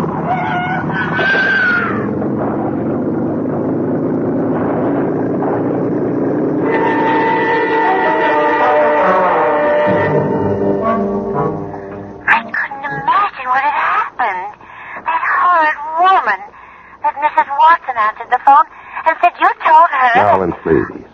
Speak gently of her. She's gone. You see, she had an accident last week. She went out in the boat. And she drowned. It was a terrible thing. But why did you instruct her to tell me to forget all about you? Darling, I can explain everything. Well, it had better be a fantastic explanation. Still want to see me? Well, I shouldn't. But how long will it take you to get here? give me an hour. Hurry, darling. Sure thing. Well, what? Looks as if that poor girl's going to get stood up again. Well, who are you? It's a good idea for the two of you to be seen together. Now, wait just 1 minute. What are you doing here? Who are you? How do you do, sir? I'm your new housekeeper. Now, see here. Let's cut this nonsense. I'm your new housekeeper for a very good reason. My name is Emma. Emma? You remember? Emma? Vera Watson's sister. Oh. Oh. And the reason I'm your new housekeeper is because I found the letter.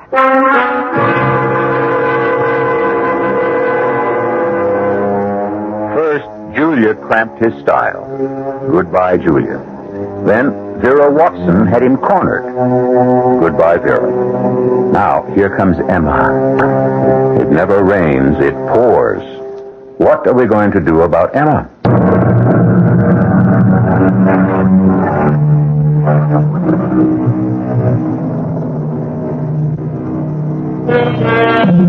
How does Silas Cunningham keep track of all his women? They all fall madly in love with him. They all want him. How does he manage them? Well, some of them have accidents. For example, his wife died of a stomachache. His housekeeper drowned. It seems she went out in the boat by herself and fell overboard. Or anyhow, that's what the sheriff thinks. Now, the latest woman who has entered his life is Emma. That's right. Emma. Yes, I spoke to you on the telephone. That's right. And I told you about the letter. Uh-huh. What are you doing here? I didn't think there was anything to that letter. Well, there isn't. Silas. Silas. When I read that my poor sister, well, actually, she's my stepsister, had drowned. Well, you know, she shouldn't have gone out in that boat alone. Oh, she didn't go out in the boat alone, Silas. You went out in the boat with her. What did you do? Throw her overboard? Now, you can't prove that. I don't have to prove that. I still know about the other thing. All right, let's get this over with, huh? How much do you want? Oh, you don't catch on at all, Silas.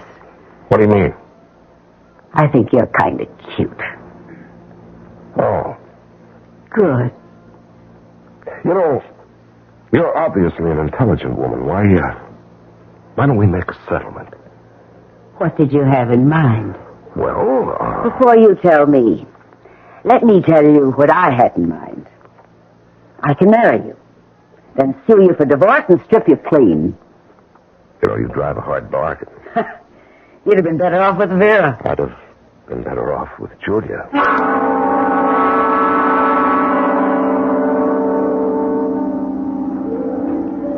Silas! Yes. Yes? Silas! I'm here. Oh, no, go away. It's Julia, darling. It's me, Julia. What? Julia, please, what do you want of me? What do you want? Silas, darling. What do you want? I'm keeping our promise. We will not be parted by death. I killed you. It doesn't matter. Oh, Julia. You are foolish, Silas. Oh, Julia. Love is immortal, invincible. Nothing can destroy love.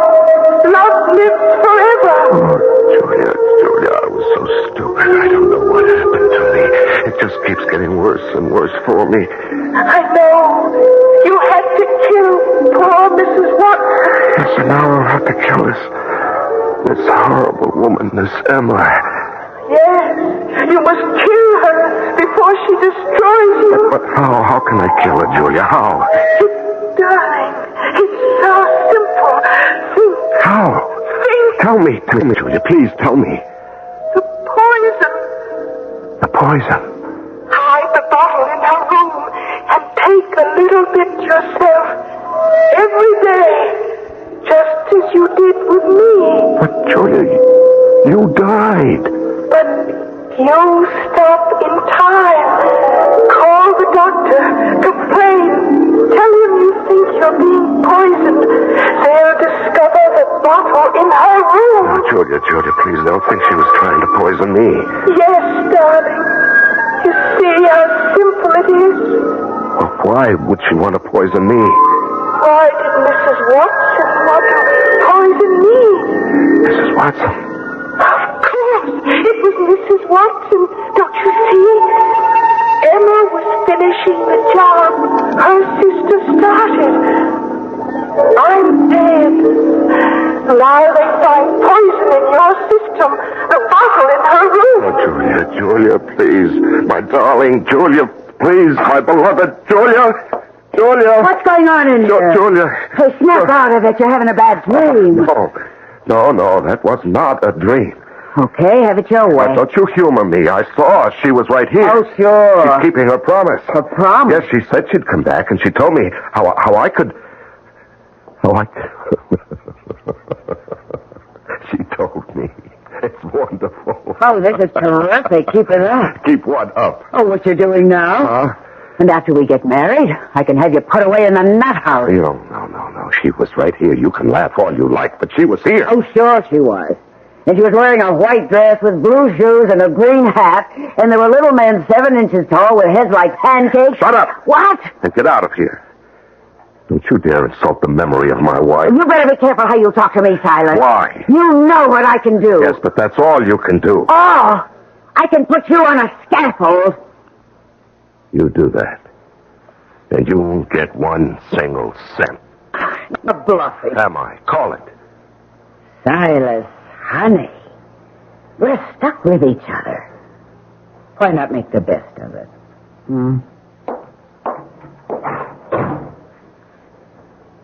We may be stuck, my dear. But not for long.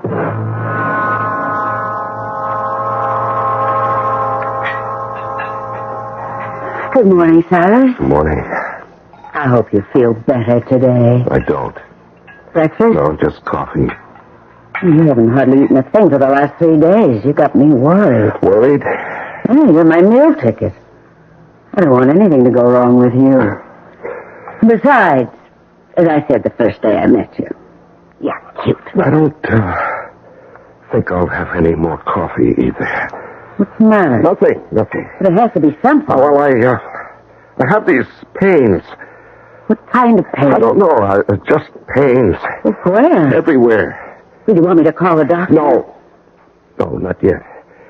Not yet? What are you waiting for? I'm waiting for just exactly the right time. What do you mean by just exactly the right time? There's an exactly right time for everything. Now, I better go upstairs and lie down. Can you manage? No, I can manage. I can manage everything. Doctor, this is Emma. Mr. Cunningham's housekeeper. What is it, Emma?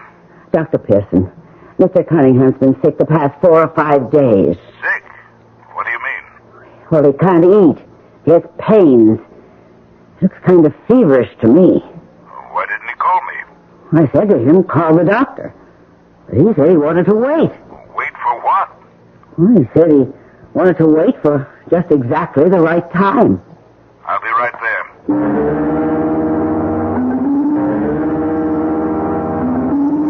Oh, Julia, why does it hurt so much now? This is only the 4th day after taking the poison you needed 10. Oh, is it supposed to be this bad? Julia, please come here and talk to me.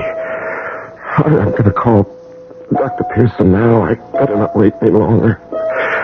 Oh, I better call. Maybe my system is different. I only took a little bit. Julia, please. Where are you? I'm here, Oh. Silas. Here. Is this how it was with you? Yes, darling. I can't stand it. Neither could I. That's why I let go. Let go? Yes, darling. Let go. I can't take it anymore. I know. Oh, don't keep fighting it. But I have to hold out until Pearson gets here. He can't save you, darling. No one. Nothing can save you now. Julia. Oh, come with me, darling. Where? It won't hurt you anymore. Oh. Here. Hold my hand. Now, come. Sit up. I don't have the strength. You do. See? And now, walk. Walk with me. Julia, I can't stand the pain. Just a few more steps, darling. A few more steps. That's it. Sarah, get out from the window, you fool. Now, let go, darling. You can let go. Julia!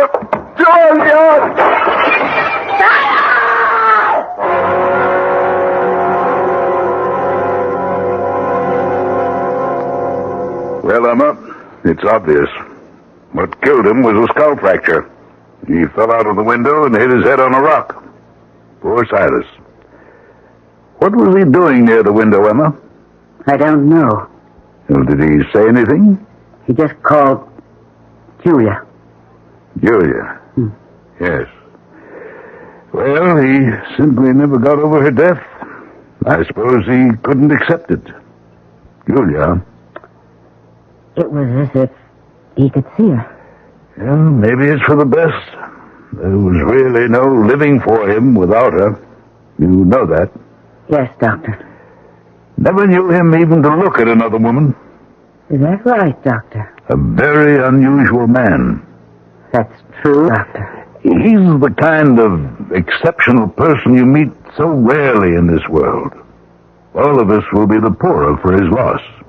You can say that again, Doctor. All of us will be the poorer.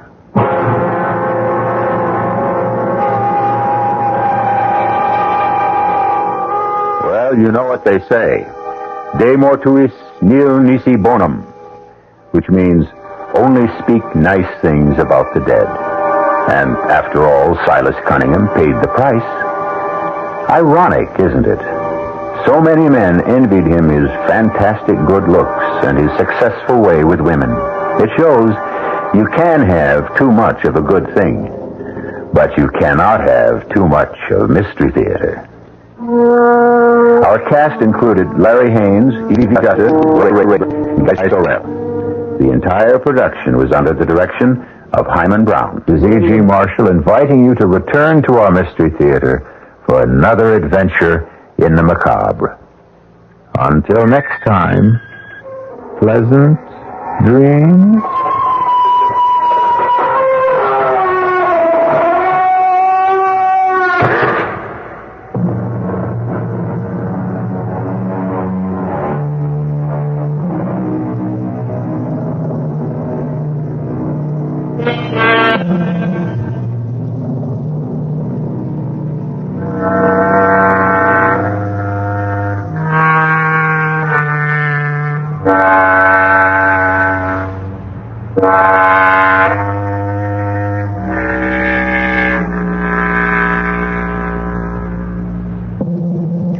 The preceding Mystery Theater program is furnished by the CBS.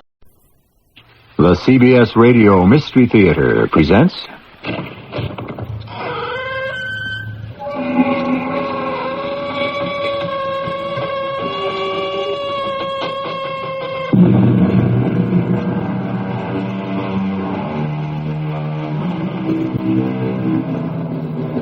Come in. Welcome. I'm E.G. Marshall. I'm sitting over here in this shaft of moonlight. A curious thing, the moon. The songwriters have hailed its praises for centuries. By the light of the silvery moon, shine on, harvest moon, moonlight and roses. All love songs. And Claude Debussy's most popular piano piece is Clair de Lune, or Moonlight. Yes, the moon has held a fascination for lovers, poets, and musicians. And in our story about to unfold, moonlight plays a rather important part. But it has nothing to do with love. Quite the opposite, I believe. Yolanda, what in the name of heaven are you doing? I'm going out on the balcony. In your bathing suit? At night? In mid-October? I must. I have this urge to bathe myself in the moonlight. The harvest moon, see how bright and big it is. Yolanda, come back in and get dressed. You just cannot... But I must. I must take a moon bath.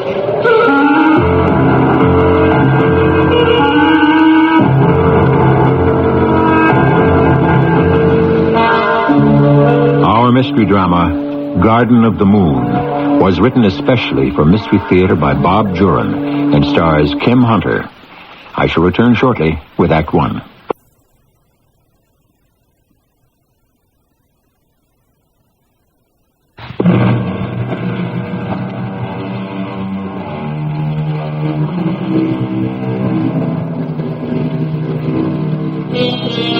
More and more women today are finding self-expression in business. Not just jobs, but careers. Yolanda Westerville began her career with Roberta Dean Cosmetics as a typist. But her natural flair for the cosmetic industry soon propelled her to the executive suite as vice president in charge of merchandising. The competition is fierce, and up to now Yolanda was a front runner.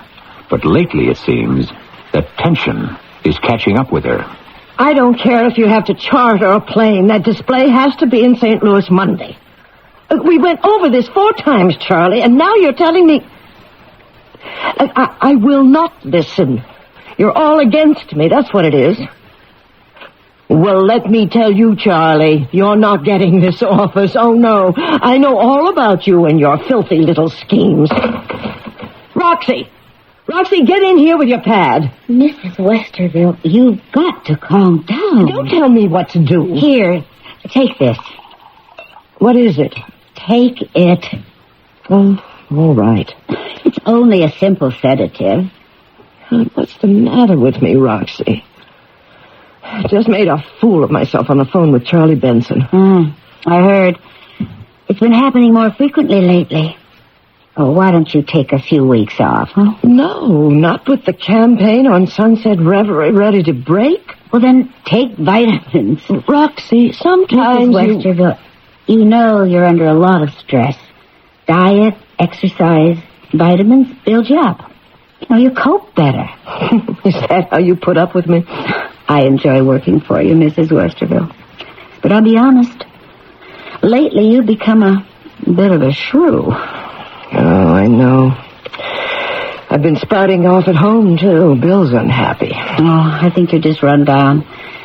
That's why I'm serious about the diet and the exercise. Roxy, you're a friend. But I don't think wheat germ and yogurt are going to make much difference. Look, a new health food store opened on Lexington Avenue at 45th Street last week. It's called the Garden of the Moon. I haven't been there yet, but why don't you try it? It's a restaurant as well as a store. So why not go there for lunch or at least look around? Well, why not? I'm sick of those martini and steak lunches. Garden of the Moon.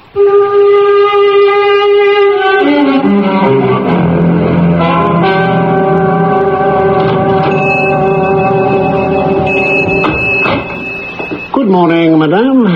May I help you? I'll just look around, thanks. If I may, Dr. Lunestra at your service? Our merchandise is not the usual type of food you find in most stores, such as this. Oh?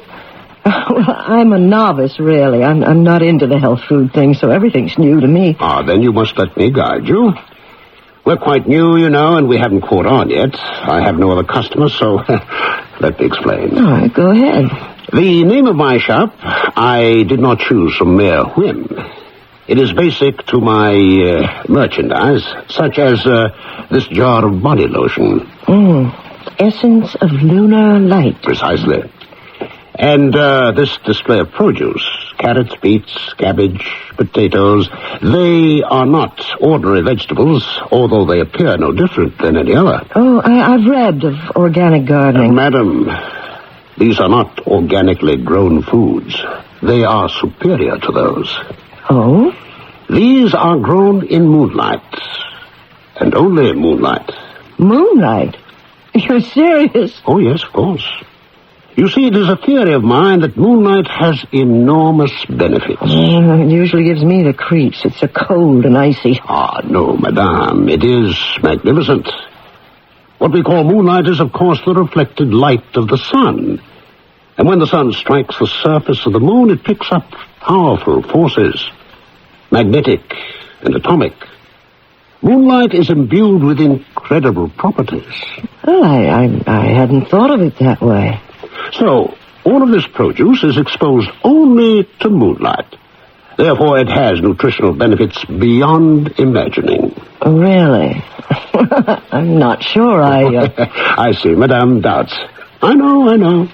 Others will doubt, too, but when they see the results of eating moon-grown food, they will eat nothing else. Where is the moon food grown? On a farm in New Hampshire. New Hampshire?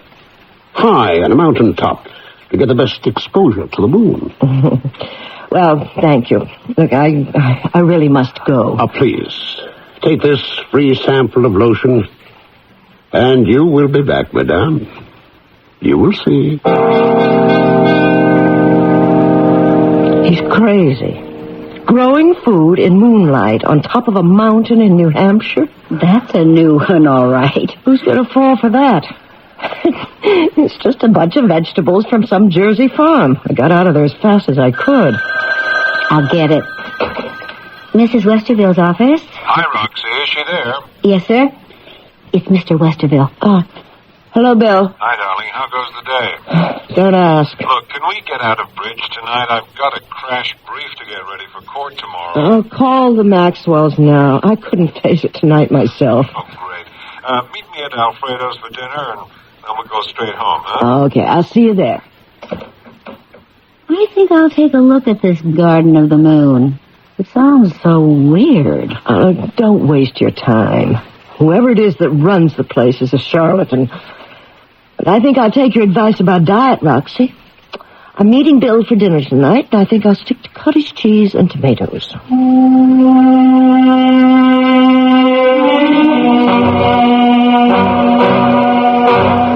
What's with the cottage cheese and tomatoes? Roxy thinks I need a diet.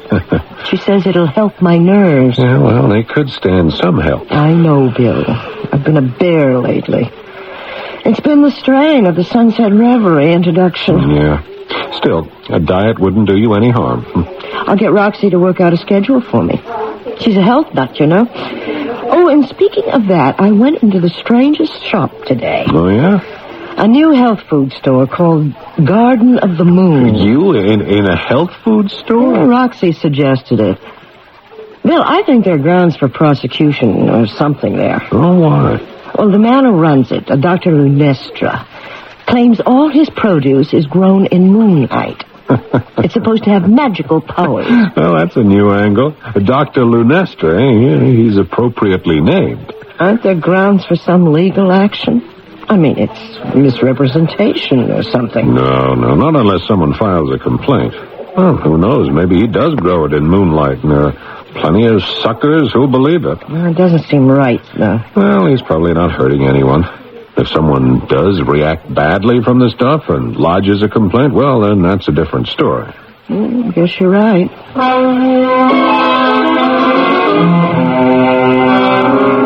Good morning, Roxy. Good morning, Mrs. Westerville. Any calls? Mrs. Dean called twice. She wants to see you as soon as you come in. Oh, Lord. Carpenter and Rose called from St. Louis. The displays still haven't arrived. Oh, this sure is going to be my day. Tell Mrs. Dean I'm on my way. And pour me a coffee while I put on my face. Right away. Oh, well, I'd forgotten this. What? The sample of lotion that character gave me yesterday. Essence of lunar light. Why don't you try it? It can't hurt. Has an unusual fragrance. It seems to glow. Well, a little under the eyes and some on the neck. Snap it up with that coffee, Roxy. Roberta Dean awaits. Back already? She's fuming about the St. Louis opening. I'm going to have to fly out there. Look, get me an early afternoon flight.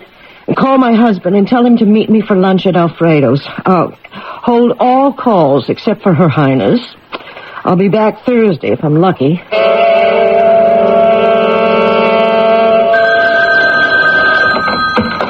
Westerville here. Hello, Bill. It's me. Hi, darling. How's it going out there? Smashing. I finally traced the displays to St. Joseph, but we got them here in time. The opening was a huge success. Great. When are you coming home? I'll be in Sunday night. Good. I'll meet you. No, don't. Roberta and I are going to the office first. I'll see you at home. Okay, I'll be there. Hey, you sound as though things are great. They are. Wait till you hear the compliments I got. See you Sunday. Things must have gone well. I haven't seen you this radiant in years. One of the best line introductions we've had. Well, maybe it's the firelighter. Not having seen you for 5 days, but you do look different, Yolanda. Yeah, I've noticed it, too. Hey, your skin seems so much smoother. I mean, well, particularly under your eyes. It's like a younger woman's. What is it, a new Roberta Dean transformation? No. In fact, I'm not wearing any makeup. Oh. I've been using a bottle of lotion I got in that strange little store I told you about. It has a marvelous tightening agent. I'm going to try to make an exclusive deal with him for Roberta Dean. You're going to market this stuff? I mean, a week ago you were practically calling him a charlatan. Well, I still don't believe the moon nonsense. But chemically and cosmetically, his lotion works. I'm going to have our labs run an analysis on it. If we can't duplicate it, we'll talk business with him. Well, what does the great Roberta think about it? I haven't told her yet. There's a new moon tonight. It looks so picturesque over the Empire State Building. Where are you going? Just out in the balcony. It is beautiful up there. What is it, darling? Something the matter? Just a tingling in my face. Like little nerves jumping. Yeah, no wonder after a week in St. Louis. You better take a hot bath and go to bed. Good idea. Tomorrow I'm going to pay another visit to this Garden of the Moon.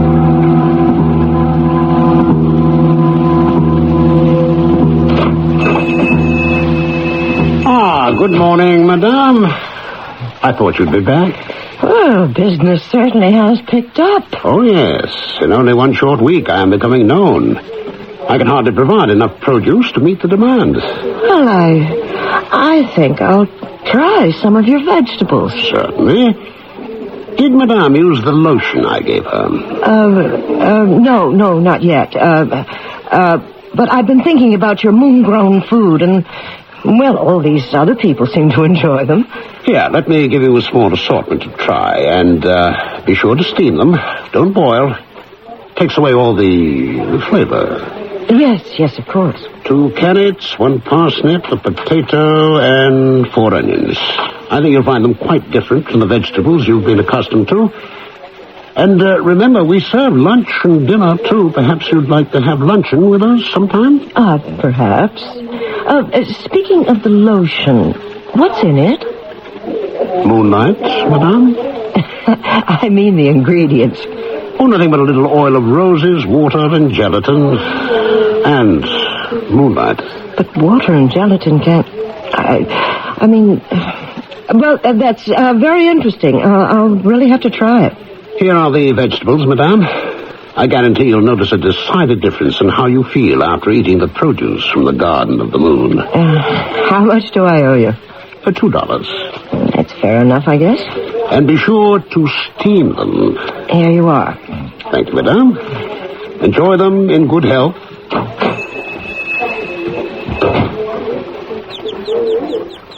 Just browse around, everybody. I'll be back in a moment.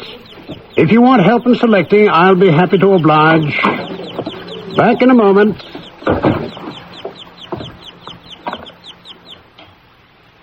Lunestra here. How are things going? We haven't heard from you for more than a week. Splendidly. The merchandise is moving beautifully. People are coming back for more. In fact, I'm running low on supplies. We can take care of that. When will the next harvest take place? On October 30th. Good. Word is spreading. I'm getting new customers every day. Excellent. We'll keep in touch and see that you get more supplies. By all means.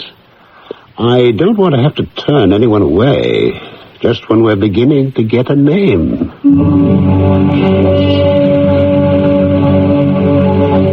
Someone once wrote a song about moonlight in Vermont. Perhaps that's where the farm should be located instead of New Hampshire. Even so, it seems a long way to ship produce for a New York store. I wonder, though, do you really believe carrots and potatoes will grow in the moonlight, or that moonlight has special powers? We'll see what happens after Yolanda eats the moon-grown vegetables when I return shortly with Act 2.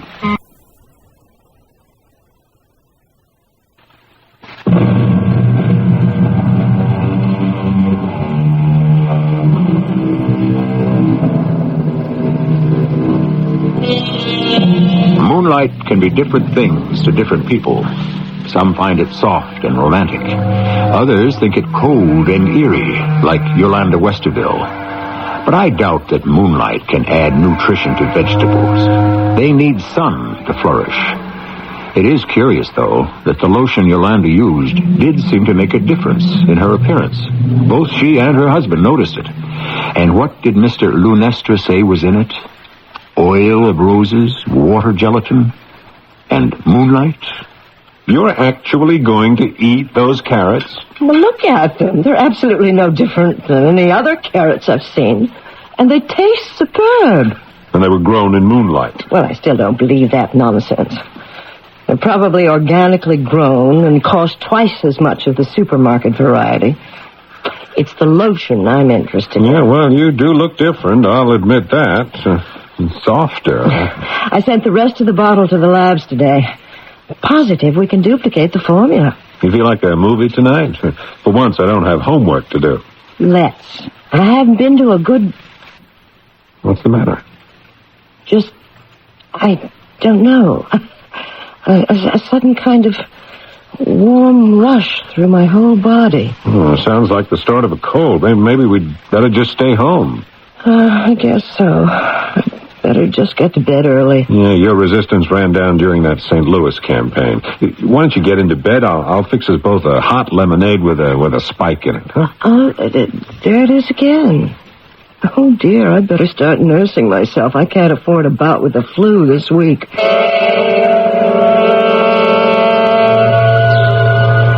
the sun strikes the surface of the moon, it picks up powerful forces, magnetic and atomic. Moonlight, madame, is imbued with incredible properties. Moonlight. What? Yolanda, what are you doing over there? Just standing here in the moonlight. See how it comes through the window, so soft and clear. Makes a white patch on the carpet. I'm just standing here in the moonlight. Yolanda, come back to bed. You've probably got a fever. It's making you... No, I don't think so. My skin is cool. Cool in the cool moonlight. So cool. Yolanda, stop it, please. Look, come on. I'll help you back to bed. Oh, all right. I'll say goodnight to the moonlight. Good night, moonlight.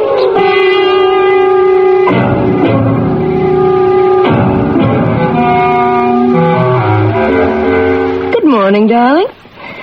Oh, thanks for making the coffee. Well, I didn't expect to see you up so early this morning. Oh, I feel marvelous. Good night's rest made the difference.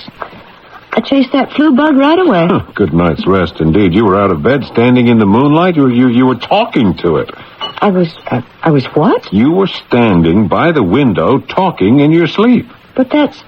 I don't remember it at all. Oh, I'm sorry I disturbed your rest. No, there's nothing to apologize for. I'm just glad you're feeling okay. You got a busy day ahead? Not really, but an interesting one, perhaps. I should get the lab analysis back on that lotion. Morning, Roxy. Morning. Any calls? Not one, believe it or not. Say, you're looking good this morning. Better than I've seen you in ages. Had a good night's sleep. No, it's more than that. I don't know, there's something different about you. Oh, this arrived by messenger this morning. Confidential from the lab. Oh, great. I was hoping that would come in today. I had the lab run an analysis on that lotion I got at the Garden of the Moon. I hope we can duplicate it. Oh, you think it's good? Oh, look what it's done for me. That is why you look different. Younger. I used half the bottle. It definitely works. Well, I'll be. What's the matter? The analysis of the lotion. Oil of roses, water, and gelatin, just as he said. Well, that's easy to duplicate. But those ingredients haven't any cosmetic value. There must be something the lab missed. Oh, no, they're pretty thorough. I'm going to call them. I can't believe that combination of elements could be so effective. I'll see if they can duplicate. Laboratory, Harrison. Eric, it's Yolanda Westerville. Hi, good morning, Yolanda. Did you get the analysis? Yes. I'm wondering if you missed something. Missed something? What do you mean? Rose oil, water, and gelatin. Are you sure that's all? Yeah. Where did you get this fluid anyway? Oh, I'll tell you that later. Look, I'd appreciate another test. If it turns up the same, we'll forget it. Sure. You'll be hearing from us. Thanks. Bye, Eric. Well, they're rechecking. I know what I'm going to do. I'm going to that place on my lunch hour and get myself a bottle. Look, I'll come along. I'll treat you to lunch at the Garden of the Moon.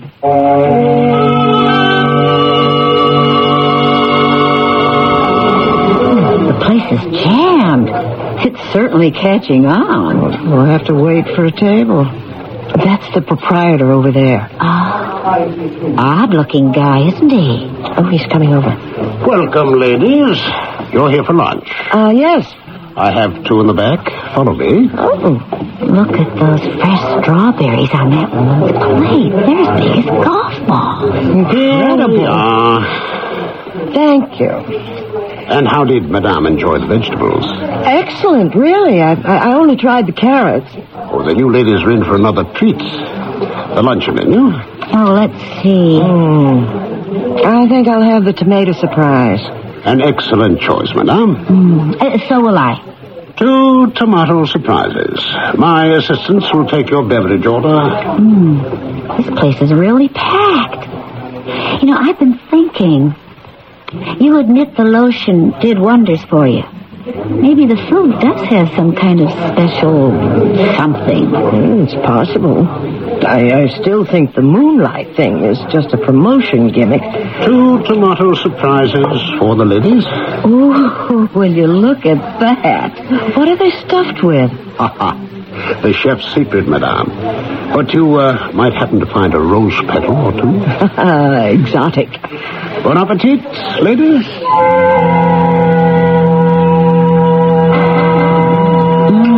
That was simply marvelous. Oh, I agree 100%. Oh, so light and tasty, yet so satisfying. Yeah, I'm going to take some more vegetables home. Bill won't touch them, but... Roxy, what's the matter? Oh, nothing really. Just a sudden warm feeling. Not you, too. Oh, it's the flu bug going around. I had the same thing last night. No, I'm okay, really. Look, you take the rest of the day off. Go home and get into bed. Oh, now that I won't turn down.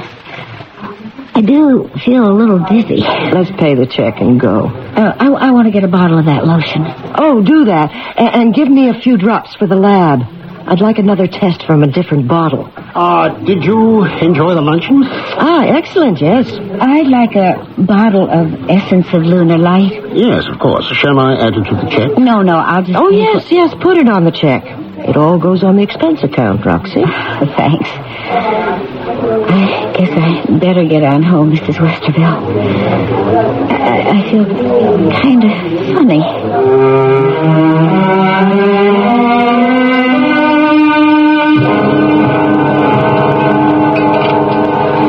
Well, I'm afraid Roxy's going to be out for a couple of days. Oh? We were having lunch at the Garden of the Moon. She came down with the same thing I had last night. You had lunch at that place? Yes, it's a small restaurant, as well as a store. Yolanda, is something the matter? I've got to do something. Well, what, for heaven's sake? Yolanda, are you all right? Yes. Well, what's so important that you jump up from dinner like this? Yolanda, are you feeling sick again? Yolanda, what the dickens are you doing? I'm going out on the balcony. In your bathing suit? At night? In the middle of October? I must. I have this need to bathe myself in the moonlight. The harvest moon. Oh, see how big and bright it is. Yolanda, would you come back inside and get dressed? I mean, you just can't... I must take a moon bath. A moon bath?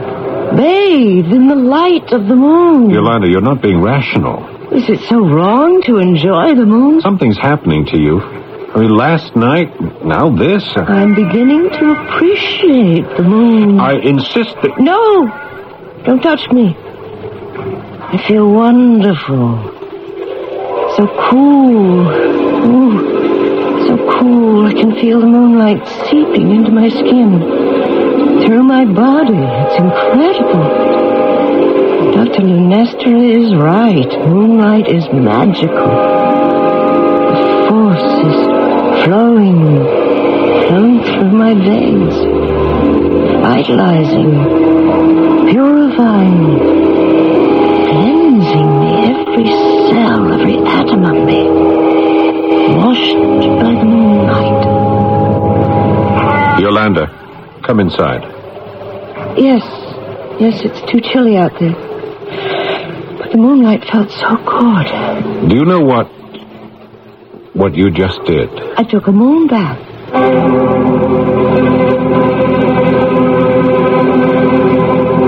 I didn't expect to see you in today, Roxy. I feel great. Whatever it was didn't take hold. But I don't know if I should mention it. It's just too silly. What?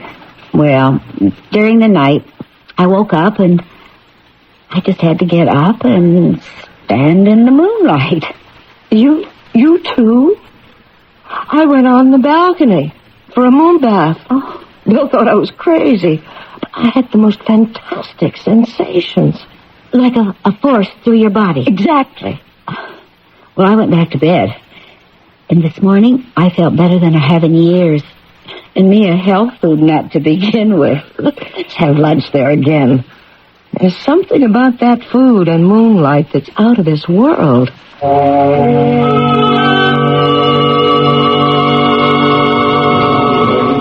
Welcome, ladies. Apparently the Garden of the Moon agrees with you. I have to admit that it does. Then you and your friend will be interested in this invitation. I'm passing them out to my regular customers. Garden of the Moon Weekend Retreat. Yes. To the farm and resort in New Hampshire, where all our produce is grown. We've scheduled it for the October 30th weekend. There'll be a seminar on the power of the moon, and we'll have lots of time for meditation and study. What does it cost? Oh, no cost at all. We'll go by chartered bus, and naturally, everything in the farm is already provided for. Well, it sounds fascinating. We'll have to think about it. Do not hesitate too long, madame. I've had many reservations already this morning, and I promise you, it's a weekend you will not want to miss.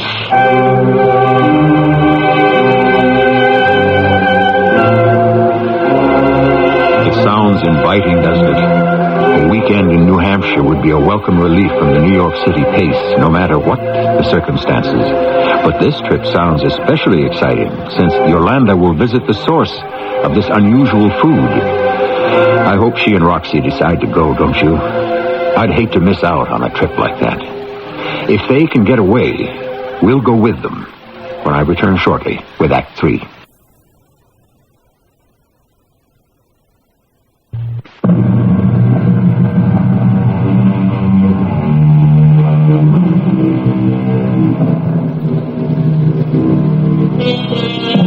A fall weekend in New England sounds like a great idea. And it seems that Yolanda Westerville has her heart set on it. Of course, it's a perfect opportunity for us all to learn more about how this food is grown, to visit the farm and see firsthand where these unusual vegetables come from. But Yolanda's husband, Bill, has some very understandable misgivings. Are you out of your mind, Yolanda? Go off to a mountaintop in New Hampshire with a bunch of moon nuts? It's only a weekend, and it sounds intriguing. And frankly, your hang-up with moonlight all of a sudden has me worried. I don't see anything to worry about. I'm enjoying it. I forbid you to go to this witch's Sabbath or whatever it is in New Hampshire or any place else where I wouldn't know exactly where you were. Oh, Bill, there'll be 50 or 60 of us. Don't be naive, Yolanda. You have no idea what or who is on that mountaintop. It'll be fun finding out. I want more details on exactly what and where this place is. Well, I suppose I could find that out. Yeah, I should think you'd want to. I certainly do. All right, I'll get all the details I can, and if we don't come back, you can come looking for us. It's not a joking matter to me. A simple weekend in New England in the fall. There's nothing sinister in that. Ah, yes, madame, I can appreciate your husband's concern. Others have asked for their location, but we really prefer not to divulge it. You see, we would be overrun with curiosity seekers. Yes, I guess you would. The trip is open only to Garden of Moon customers, people who believe, as I do, in moonlight. If, however, Madame thinks she cannot make the trip... Oh, no, I really want to go. We will leave from here on Friday, October 30th at 6 p.m. sharp. Well, we'll just have to go along with it. Then I can put you down for a definite reservation. Yes, and for my secretary, too. Splendid. Well, we'll be there. Now, I've got to get back to the office. Good day, Madame.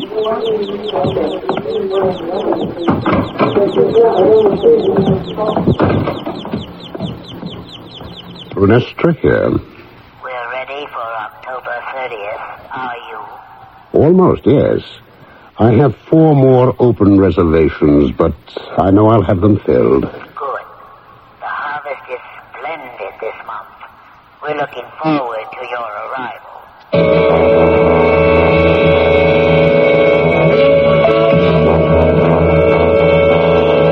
We're all set, Roxy. I made her reservations with Dr. Lunestra. Is Mr. Westerville still so set against you? Yes, but I'm going anyway. Mrs. Westerville's office? Yeah, is she there, Roxy? It's Eric Harrison. Oh, she's here. The lab.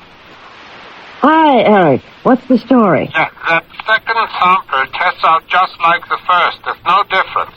I see. Well, I thought I was on to something. Yeah, I'm so sorry. We couldn't come up with what you were expecting, but that's the way it goes. It's okay. Thanks, Eric. Bye. I'm gonna have to make a business deal with Dr. Lunestra. His secret ingredient defies analysis. You can talk with him on the weekend retreat. Exactly what I intend to do.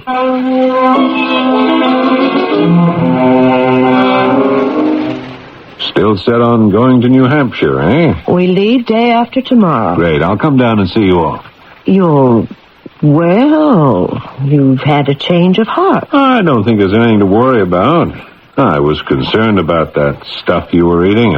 I thought that's what was giving you hallucinations. Hallucinations? Yeah, but the carrots from the Garden of the Moon are just plain old garden variety carrots. How do you know? Well, I had one analyzed. You what? Yeah, I took one of those carrots to an old college chum. He's with the Department of Agriculture. And what did he tell you? Well, no higher nutrients. Nothing special about it except one thing. He said it had been grown in very poor soil. So I asked him if it could possibly have been grown on a mountaintop in New Hampshire. And? Well, he gave me a strange look and said, yes, it could have. Well, I told him the story, and he just laughed. I don't think you're in any danger. Just surprised that you would fall for this guy's lie. But if you enjoy it, go ahead. But, Bill, you've seen the change in me, and I've felt it. Okay, I just wanted to let you know I won't stand in your way. Have a good time. Go off to New Hampshire and enjoy your Garden of the Moon.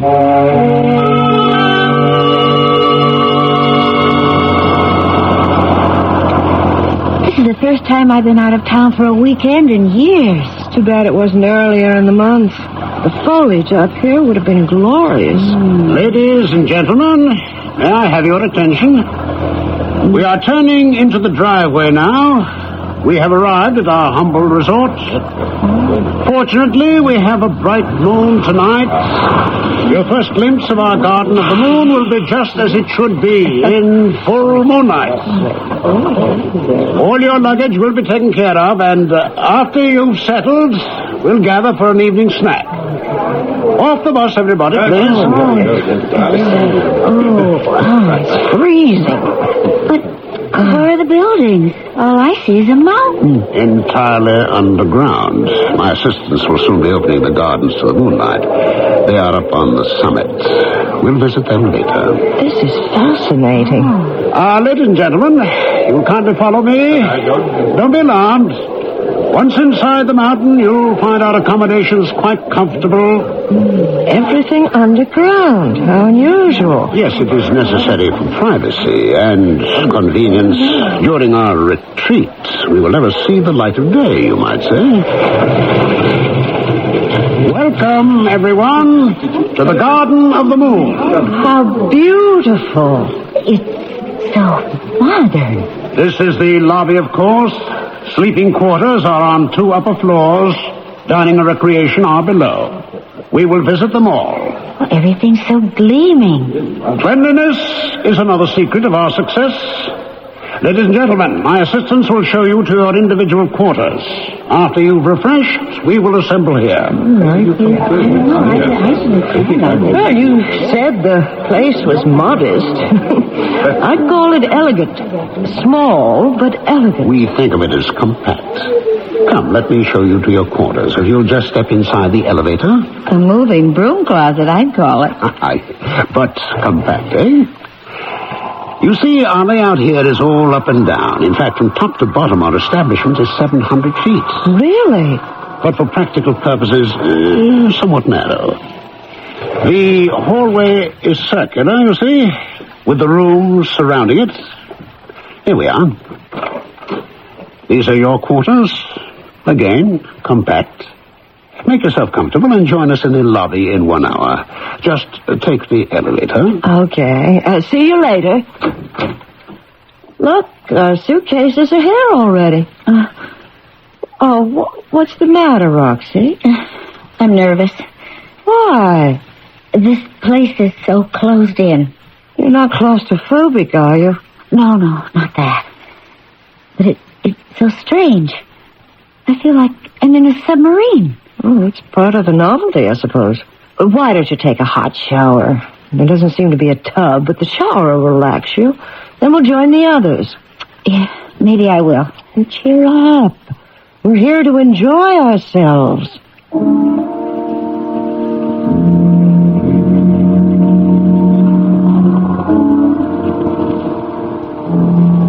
I do feel better. Just the excitement of the trip, I guess. Just in time, ladies. We're just about to start the evening. You mentioned a snack. We're famished. Yes, of course, in a little while. Ladies and gentlemen, your attention, please. As you can see, the wall panels are sliding up to reveal a circle of seats. Would you all kindly be seated? We are going to start our weekend with a short explanation of why we are here and what to expect. Now, you may think it strange that each of the seats has a belt. Kindly fasten yours across your lap. It's just part of the experience. We are now lowering a screen on which we will vividly demonstrate tonight's experience. Let me know when all belts are in place. It's weird. I don't get the belt bit. For some weeks now, you have all enjoyed the produce from our humble lunar garden. And this weekend, we'll top off that experience. All belts in place? Good. What's happening? Oh, the whole place is shaking. Is it an earthquake? And now, for the explanation you all so well deserve. If you will look at the screen, you will see the planet Earth. From half a mile up. Oh, my God. You see, my friends, we are in a spacecraft on our way to the planet Lunaris. I am a Lunarian. The planet Lunaris lies undiscovered on the far side of the moon. Oh, I can readily understand the disbelief on your faces. Is this some kind of joke? Some theatrical trick? I'm afraid not, my friends. You are all destined for the planet Lunaris with me. You see, in dining on our moon-grown foods, you have been purifying yourselves. Tenderizing might be a better word. For this is harvest time in the Garden of the Moon.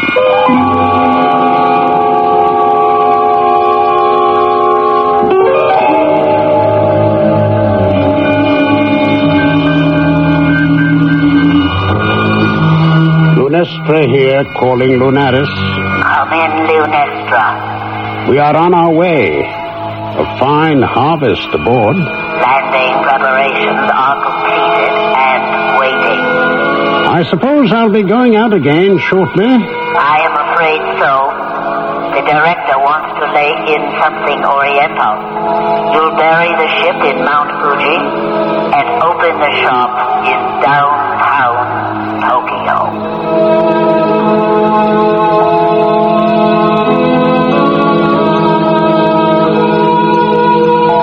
All I can say is that the Lunarians seem to have the gourmet flair. I wonder where their appetites will lead them after that. A bit of French fare, perhaps, or Polynesian? At any rate, Yolanda and Roxy are certainly going to be late for work come Monday. It's all very well to follow a new fad, but it's mighty dangerous to follow people you don't know to moonlight retreats in New England. I'll have some more thoughts on the moon when I return shortly.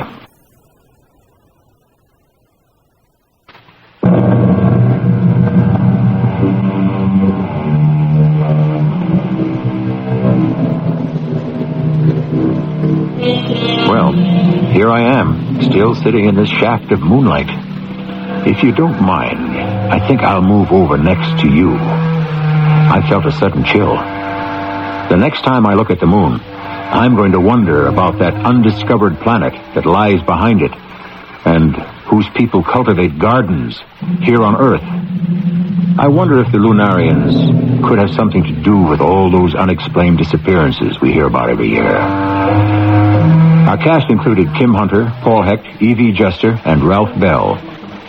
The entire production was under the direction of Hyman Brown.